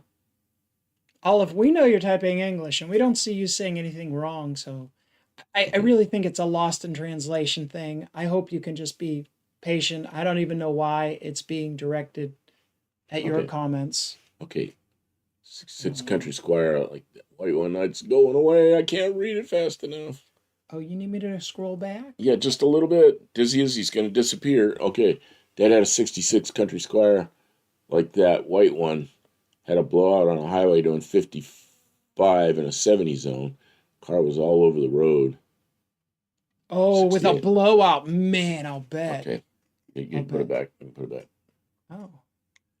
I want to get Oh, a drop head means a folding convertible top. Yeah. Can you look up a 66 Amphicar? See, Brenda's up there saying 66 Amphicar. Oh, was 66 a year for the Amphicar? Yes, Oh, I believe it was. I've seen that one before. I've worked on Amphicars before. Did you really? I can tell you stories about Amphicars.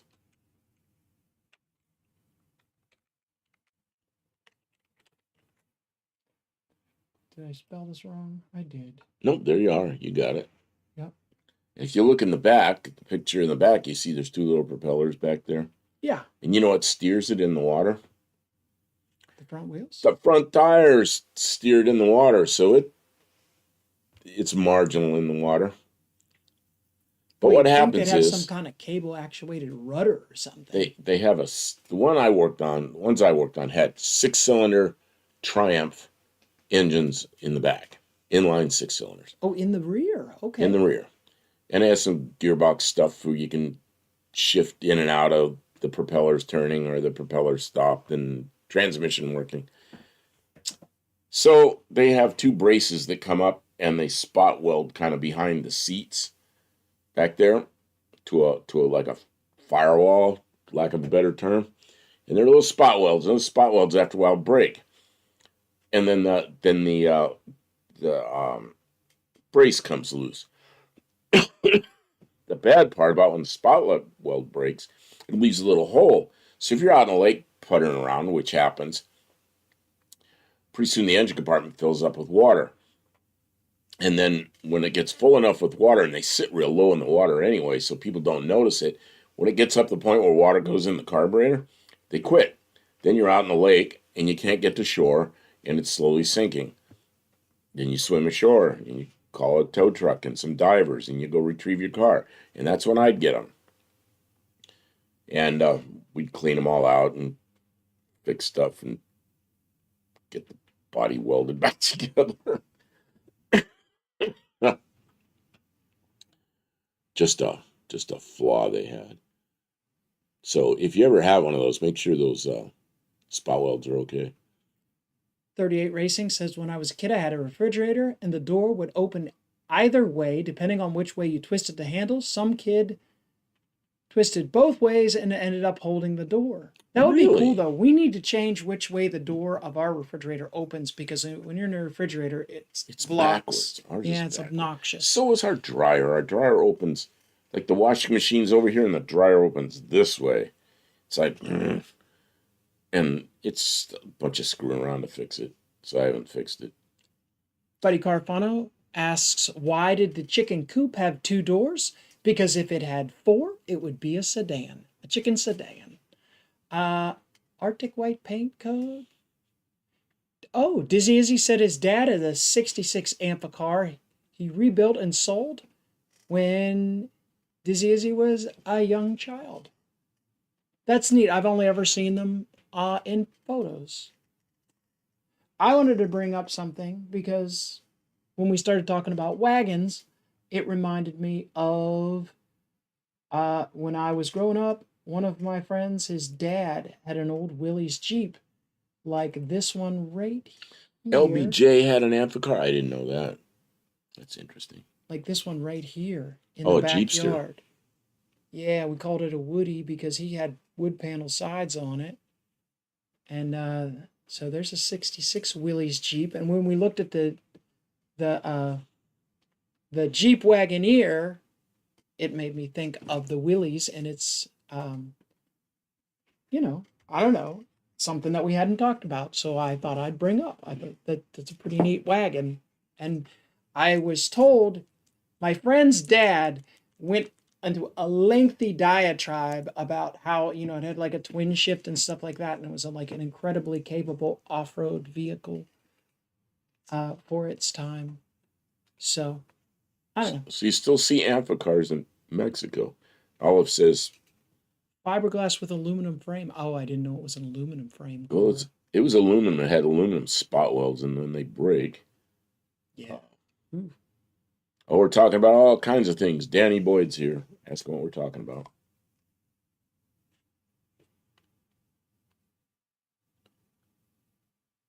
What'd you talk about, Willys? That's a reference to a TV show. It would have been Willis. And that would have been Different Strokes. Danny Boyd. I got you. That's from my generation. What you talk about, Willis? What? Tim says, when I was a kid, my dad headed up the local civil defense. We had a big white duck in our driveway so we could cross the Allegheny River in town. Wow, you know what a duck is? I do. They do ducky tours. It's kind Yeah, of they like an do a duck. Yeah, you can find it. Just look up amphibicar. Branson, Missouri. They're all over the place down there. Look up What year duck. would you think? Probably, I don't know. I don't know what year they made those.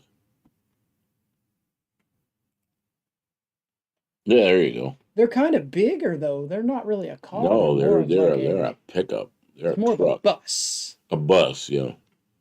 Is it like this, Tim, or was it something smaller and more? Uh, Tell us if there's something else I should search to see it. Yeah, they have the ducky tours in a lot of cities that have rivers and such. There's nothing new out there that I would buy. I mean, I can't. There's nothing new out there that I can afford. So if money were Dr. no Go. object, I don't even know because I never even consider it. I don't um look at new cars and be like, oh, I really wish I could have one of those because like I know it costs money, money, money, money. It's like I can have all the old cars I want, but I can only have one new car. I had a new car. I had that green car, and it was very low mileage, and it had a minor front end collision, and I repaired it. I already had it paid off. I made the repairs, painted it. It looked pretty nice by the time I sold it. That was the green car? Yeah, Yeah. and I sold it for, I mean, actually a cheap, really cheap price, but I used that money to buy the skid loader and some other things around the property here, and I guess that paid for the lean-to that we put on the back of the garage where the the Studebakers Studebaker's. parked, and like I would rather have the other stuff than a new car, but that's because I don't Dr. drive every Dr. day Go's here, either. but he's going to disappear up there, so I want to say hi Good evening, Dr. Go. before we lose him. I have a shirt with a Jeepster convertible passing me on the highway. I've seen many amphicars on the waters over the years, at least five. There's a club in Florida for amphicar and restorers. Oh, okay. To me, I didn't realize it seems like the amphicars must have been around a lot. I thought this was like a not one of a kind thing, but I didn't think this was really a production vehicle. I thought it was kind of like a I think they made him for 3 years, I think. 3 years. I'm not sure. Huh. I'll bet you Danny Wikipedia. Boyd says Willis is pronounced Willis. Apparently, that's how Big Daddy Garlic pronounces. I have a friend that has those things, and that's what he always says, Willis. I see. I did not know. I hear Sure me looks like Willie's to me. Everybody calls it a Willie's Jeep, me and he'll kind of frown and go to Willis. me sounding like a dummy my whole life. I didn't know. A duck sank in Branson. A few people drowned. Yeah, that was a big problem. I remember that happened. Seen a new C8 Corvette Z06 up close today in Chicago. Today, towing. That's ugly. You think those are ugly? I don't think they're ugly. It's got a lot of really wild. The lines are very wild on the C8. Looks like a friggin' Well, we Batmobile. got used to long hoods and short decks, and now this one's kind of the other way because there's an engine back there. So I don't really like cars that are that complicated, but I think they did a pretty nice job on it. You know, if you like that kind of complexity. Oh, Dr. Go says he has a short movie on his YouTube channel. If you guys haven't already checked out Dr. Go's channel, yeah, check him out. He makes content about different things, and he's telling us about a short movie about what was it about a convertible Jeep. So maybe check it out. Ah, Mexican Spec, you had a new '05 Mustang. I remember when those things came out. It was the first Mustang I'd seen since like late '60s that I really liked. Because I had a '67 Mustang. A friend of mine had a '67, Mustang Fastbacks. When that '05 came out, it was like, man, look at that. It looks as good as a '67. I still wouldn't mind having one. But in fact, when I was looking for a car, I was kind of looking at those. But, if I bought one of those, it'd have to be one that needed a lot of work. And then I needed a car to drive, so it kind of wasn't going to do that.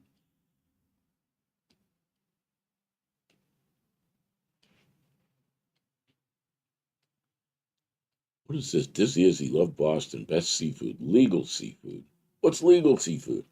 There's illegal seafood, black market seafood. Damn, a C4 Corvette looks much better, I think. I Oh, had one of those. Rich. I had one of those. You would think that the duck people know better than to get in the way of a barge. Oh, that's horrible. So you can do better than legal, which varies over the years anyway. I had a new 68 Mustang. What? What do you mean you can't eat dolphins? I'm sorry, I didn't say There's that. two different kinds of dolphin. Not real dolphins. I think the Artificial C8, dolphins. I think the C8s are cool if they don't have too much aero stuff on them. Yeah, I kind of agree with that. Just like a lot of cars. I always said that about the Lamborghini Countach, the original one that didn't have all the spoilers and fins and crap all over it. I think they looked really good when they started adding all that stuff. It looked like some kid had them.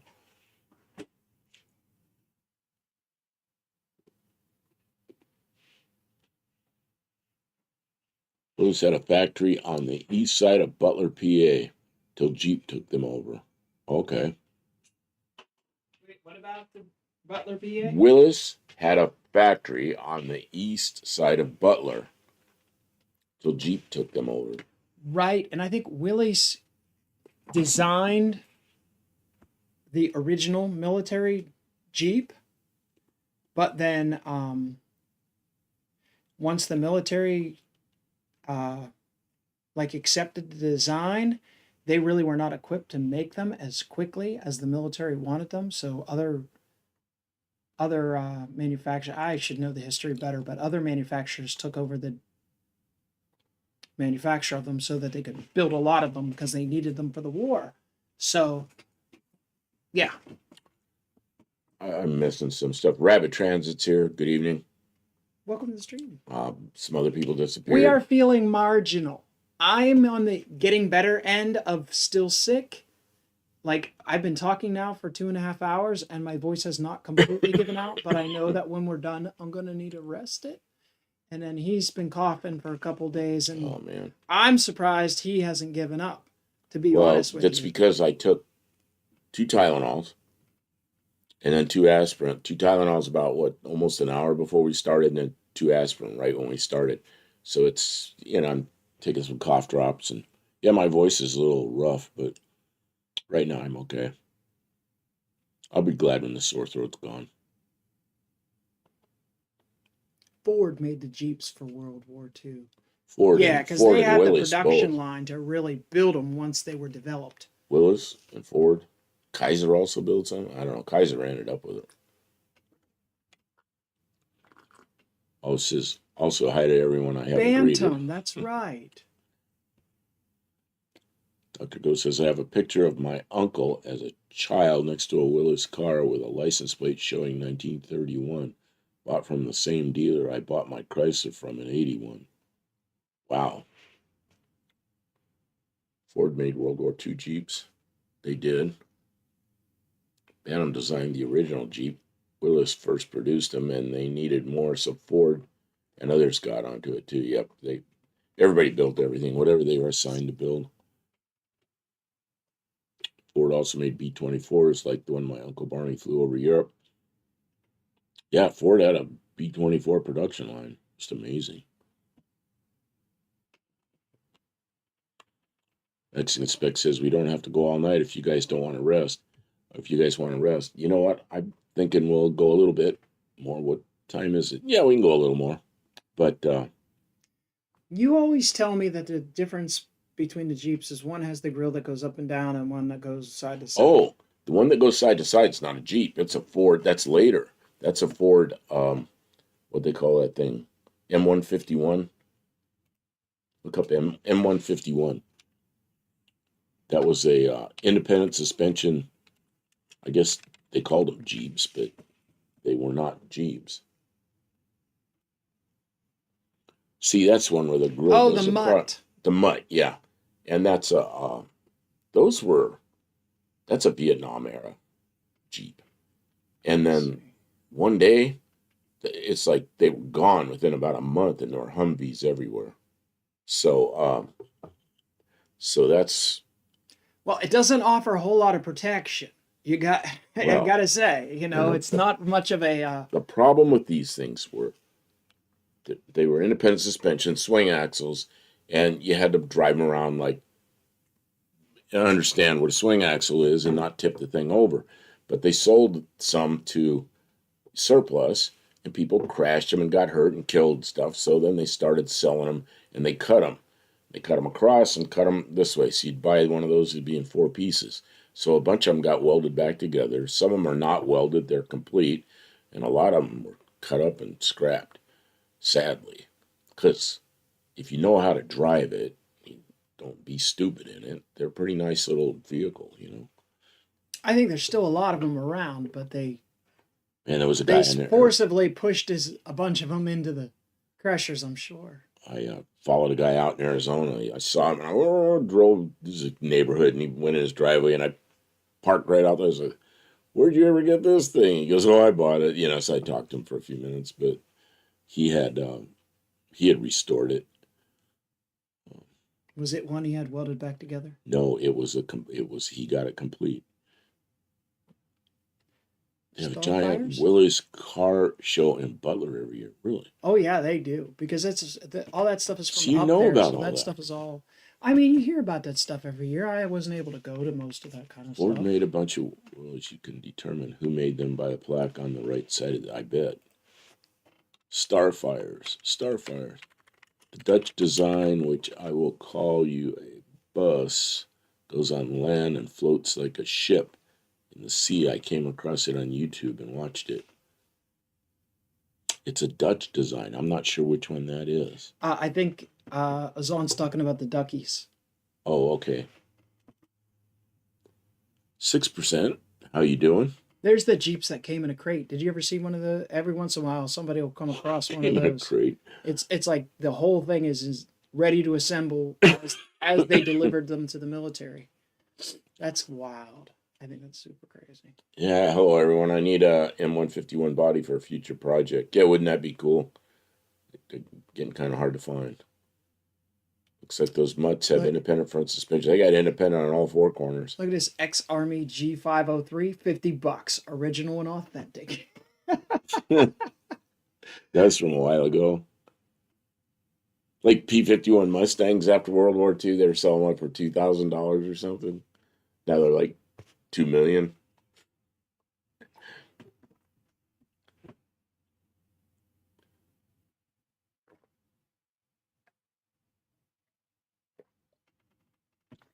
Danny Boyd says I could put that Jeep together. So send $50 in. Yeah, See what aren't they happens. building? Who makes the Jeeps now? Somebody makes replicas of the Oh, old style Jeeps, not for sale, for road there, use in the United States. there's a company in the Philippines that just makes them.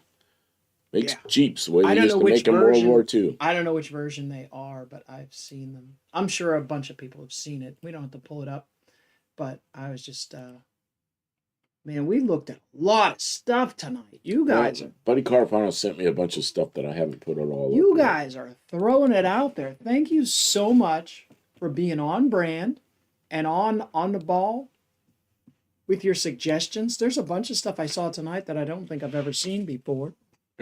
66 Opal. Oh, okay. Wait, I gotta click to the other screen I so like they the can see what. I like the engines in those things. Just a simple little 4-cylinder. Opel Cadet. Make them Very nice. auctions, man. Somebody probably pay a fortune for that now. You got to be an Opel Cadet fanatic, but remember in the back of comic books they would have those ads for Jeep surpluses for a few dollars. Man, I remember that when I was a kid. Forgotten about that. This company makes 67 Mustang fastback body panels and complete shells. Yeah. They got a hold of the original dies. Yeah. Yeah, or they made new ones. I don't know. I didn't know they were the original ones. That $50 $50 Jeep is a scale model. Yeah.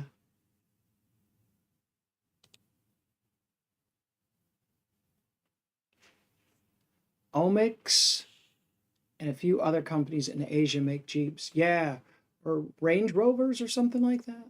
But I mean, they're the old style with the old style gearbox and obviously no pollution controls, no collision standards, not none of the stuff that you would need to be able to sell it for road use in the United States. But It wasn't long ago.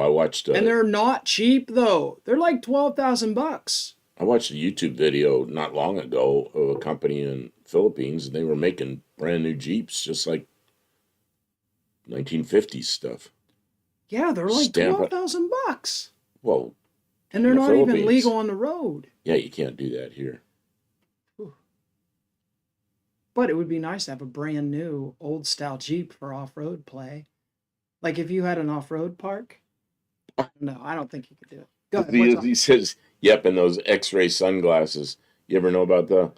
They'd show yeah. you those sunglasses. You'd be able to see through And people's clothes. the tiny sea monkeys.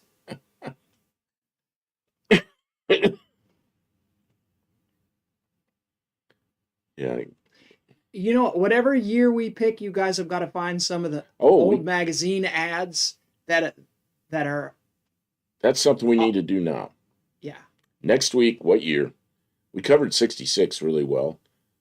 We've done 59. We've done 66. I think we could do hours and hours more of 66. It's really tough because at some point we have to cut. Well, yeah, but yeah, we're gonna have to cut it off at some point. But then next week we'll do some other. The some other year. Roxor Jeep Rock. I'm gonna look it up. But go ahead, keep talking about. So what year should we do? Somebody's gonna pop something up here, somewhere between like 55 to 75 or 80, somewhere in there, and we'll do another. Buddy Carfana says 1980. 1980 it is. First come, first serve.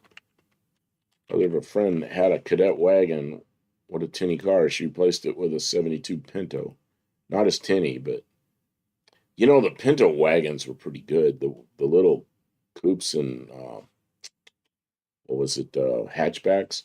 Yeah, if you have one of those, you got to get the recall done on them because you can puncture a fuel tank on one pretty easily. Mahindra. 22,000.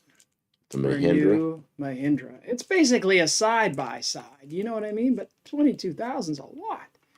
9,000 for a diesel one with the cab kit and the wiper kit. KJ Kiley, those X-ray glasses never worked. I'm still pissed.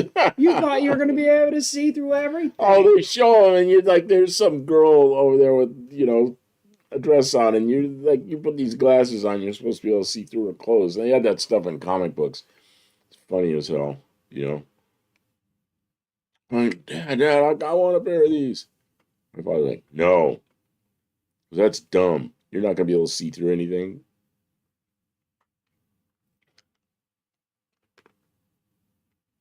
Olive, when I started looking at 66, I realized quickly, like, 66 was like, they were really starting to make some really nice stuff. And they had stuff from the 50s that was still around. And then they were making all kinds of new and wild designs in 66. So it was pretty good stuff. That was a fun year. And did we say we're going to go for 1980 for next That's why I wanted to scroll up, make sure I said that. It was like, not scroll very far. Not scroll, yeah, 1980.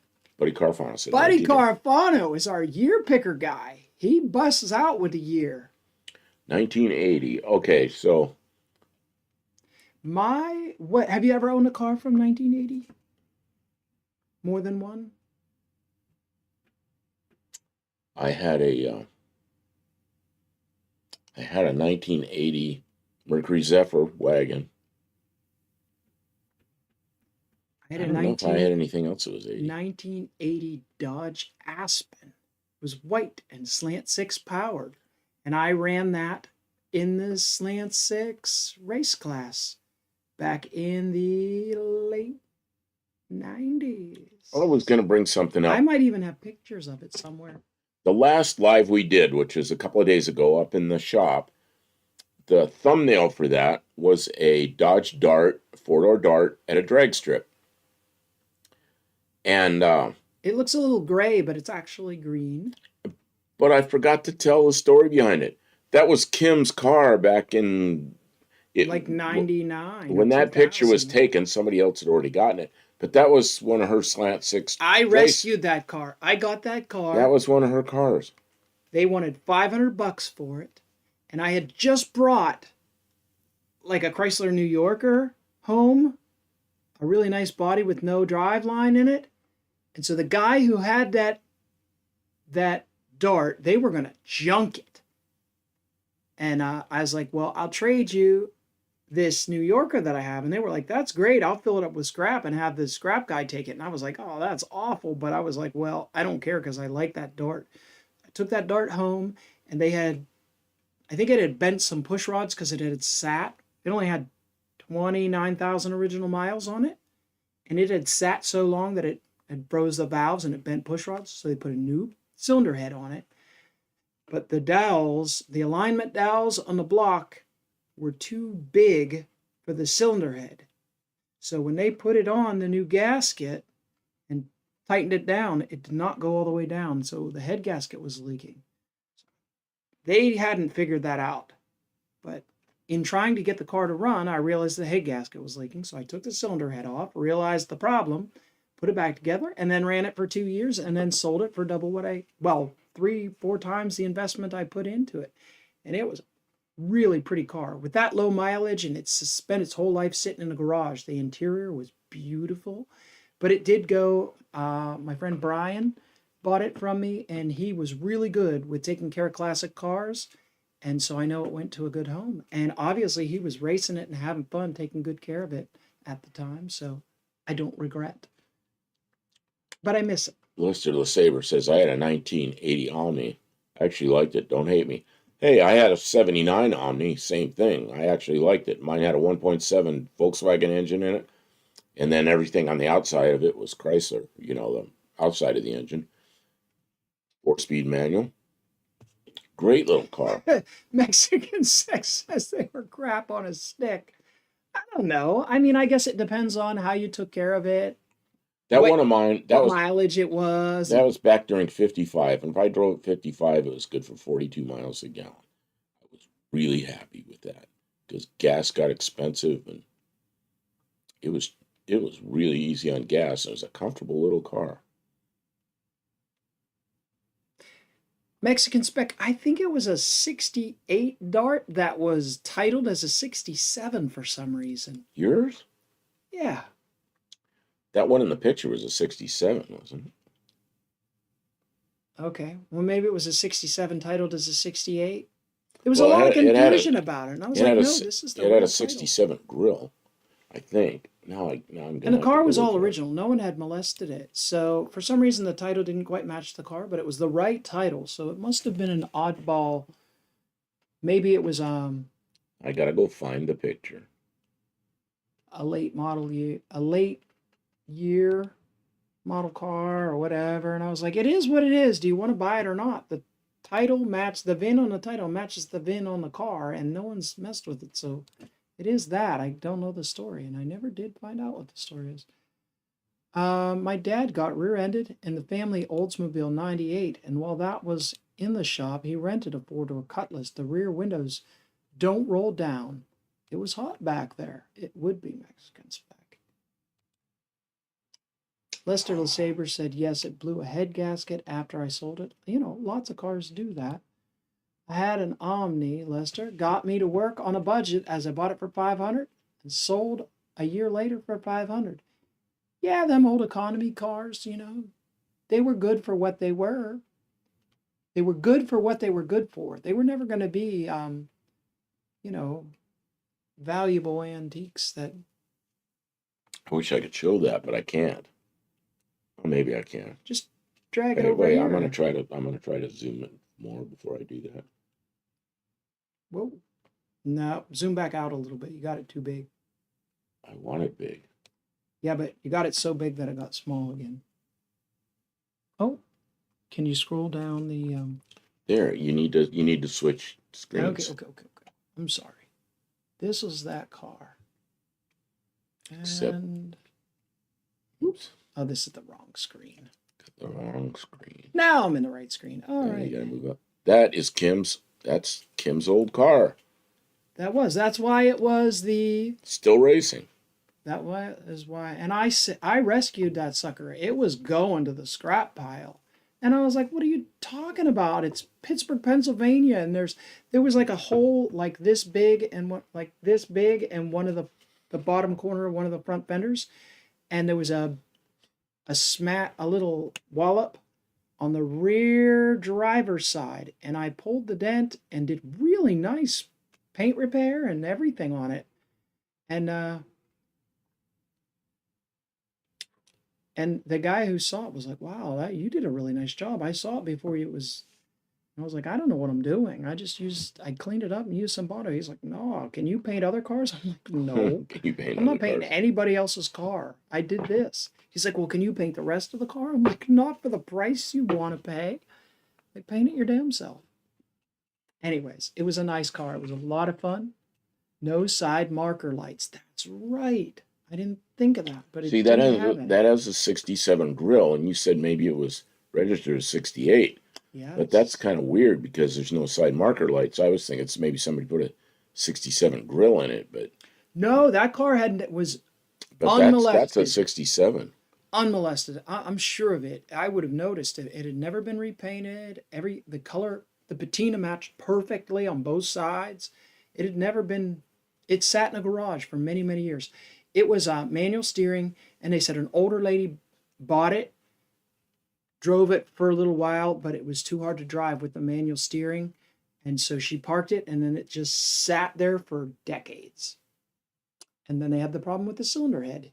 And then they gave up when they couldn't get it to run properly. And then it was mine. So you raced that for a while. I mean, raced it. Like I exhibited at the racetrack. You know what I mean? Like I took it to events. Yeah. The Chrysler Classic event. I think the only Chrysler Classic event I ever took it to was in Pittsburgh. And the Chrysler Classic event in Pittsburgh is like an hour and a half away from Pittsburgh. So I drove it like an hour from my house See, to get to this that is the event. one you took to Indianapolis. No, I took my Dodge Aspen to The Aspen. Indianapolis. Okay. Yeah, and it had 373 gears, so on the highway it was a screamer. It was it was like, "Oh, I don't want to do 80. Come on, you want to do 80." It didn't want to. Okay. So I took that away. All right. We had a ton of people come into the stream tonight. Who is going to start doing the after show on? Did you ever go to Mercer Drag Strip? I've never been there. No. Mercer. There's a drag strip in Mercer. Mercer wasn't very far from me because I lived in Sharon. I mean, I lived in Sharon and Kim lived in Pittsburgh, and we didn't know each other then. No. But I lived there. But Mercer, I had friends in Mercer. So who do we elect? We need to kind of twist somebody's arm to do the after show for our community on Tuesday night. Ari? What happened to Ari? Has anybody seen Ari? He hasn't been in.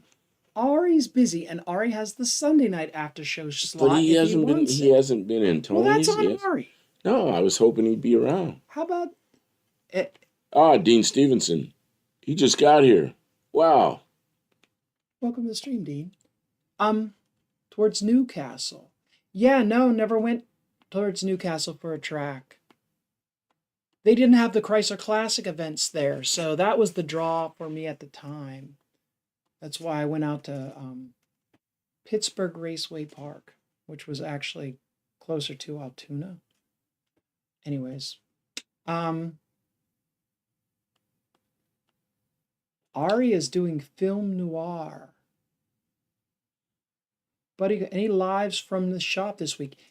Yes, buddy, we will be having lives from the shop. We did one 2 days ago, and we expect to do more. We have both been sick.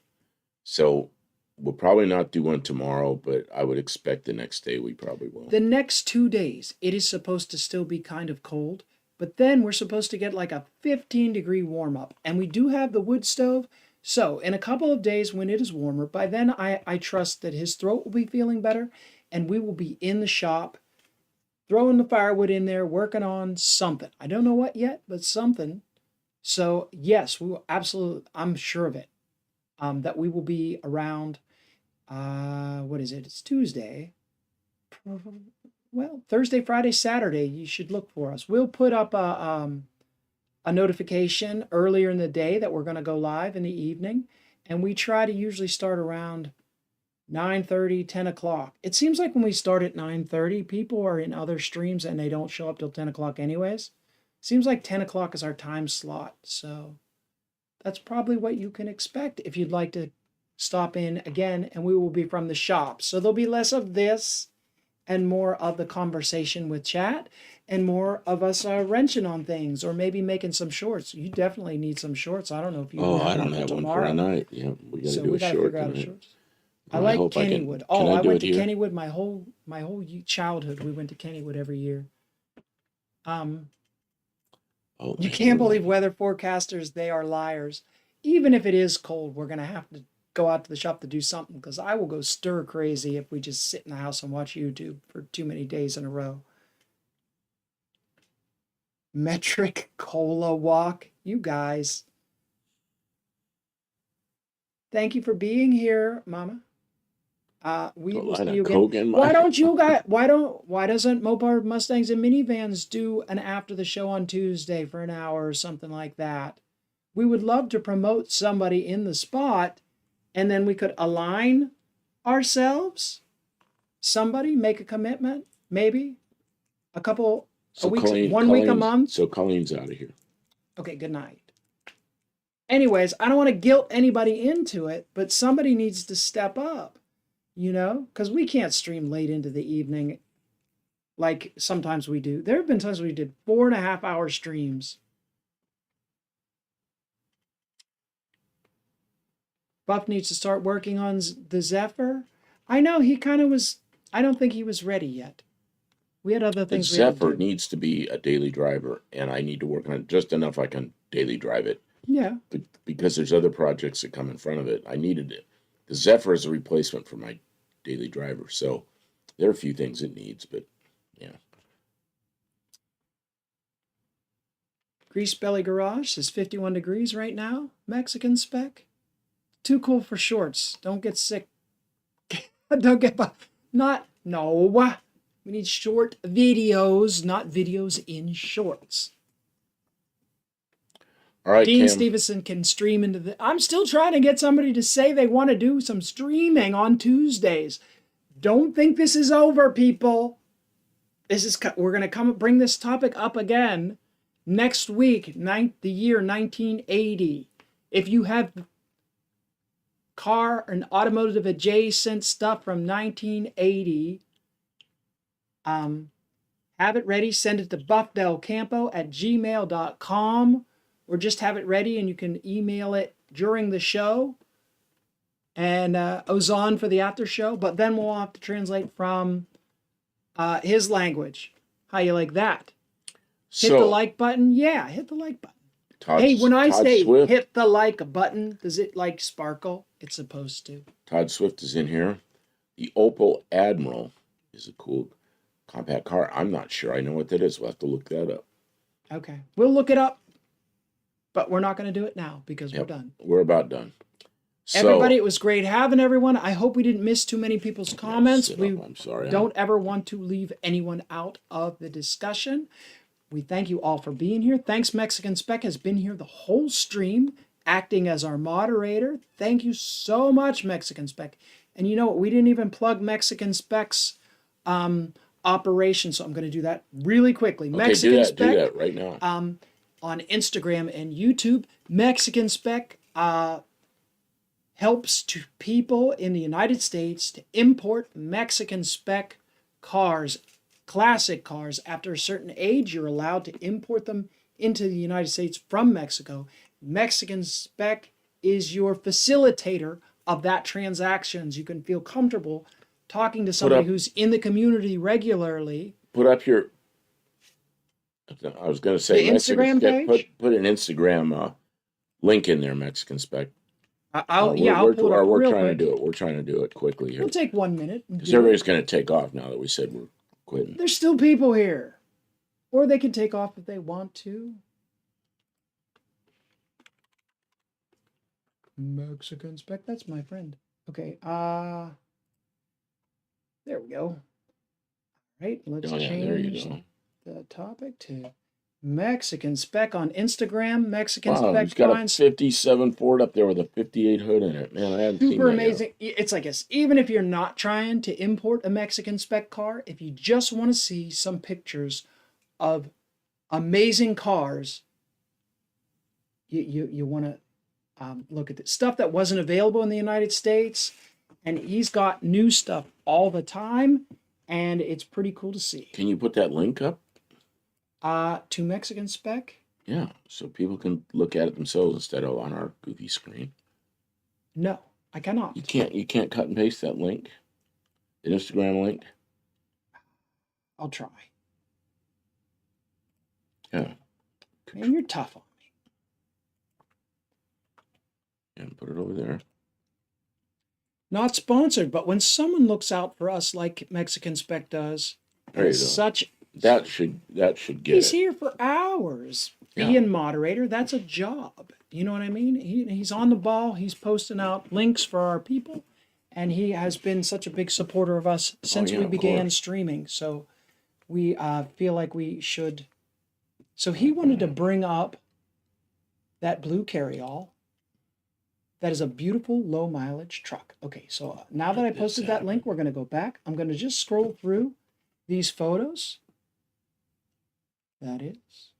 And Ford did not do that in the United States. So not only is this a really good example of a classic vehicle, it's something that you can't get that from here. What is wrong? Oh, because I can't not logged in there. And okay, yeah, that link does work.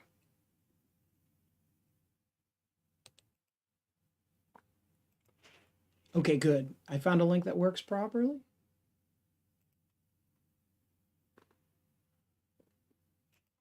Yep, that link you put up does work. Yeah, so check him out. Yep. Follow him or subscribe to his YouTube channel. If you like to look at pictures of cool old cars, some of them are bone stock original, some of them are resto mod, and some of them are hot rodded. So we're not going to show them all. I'm going to leave you in suspense. You'll have to go yourself. And that's it. Because we're both really tired. Thank you, everyone. We'll do it again next week. And if you are up late around 10 p.m., you can look for us later in the week. And we'll see you from the shop. Take care. Good night, everybody. Yeah, 57 has a 58 hood. Why? A 57 what? That Ford.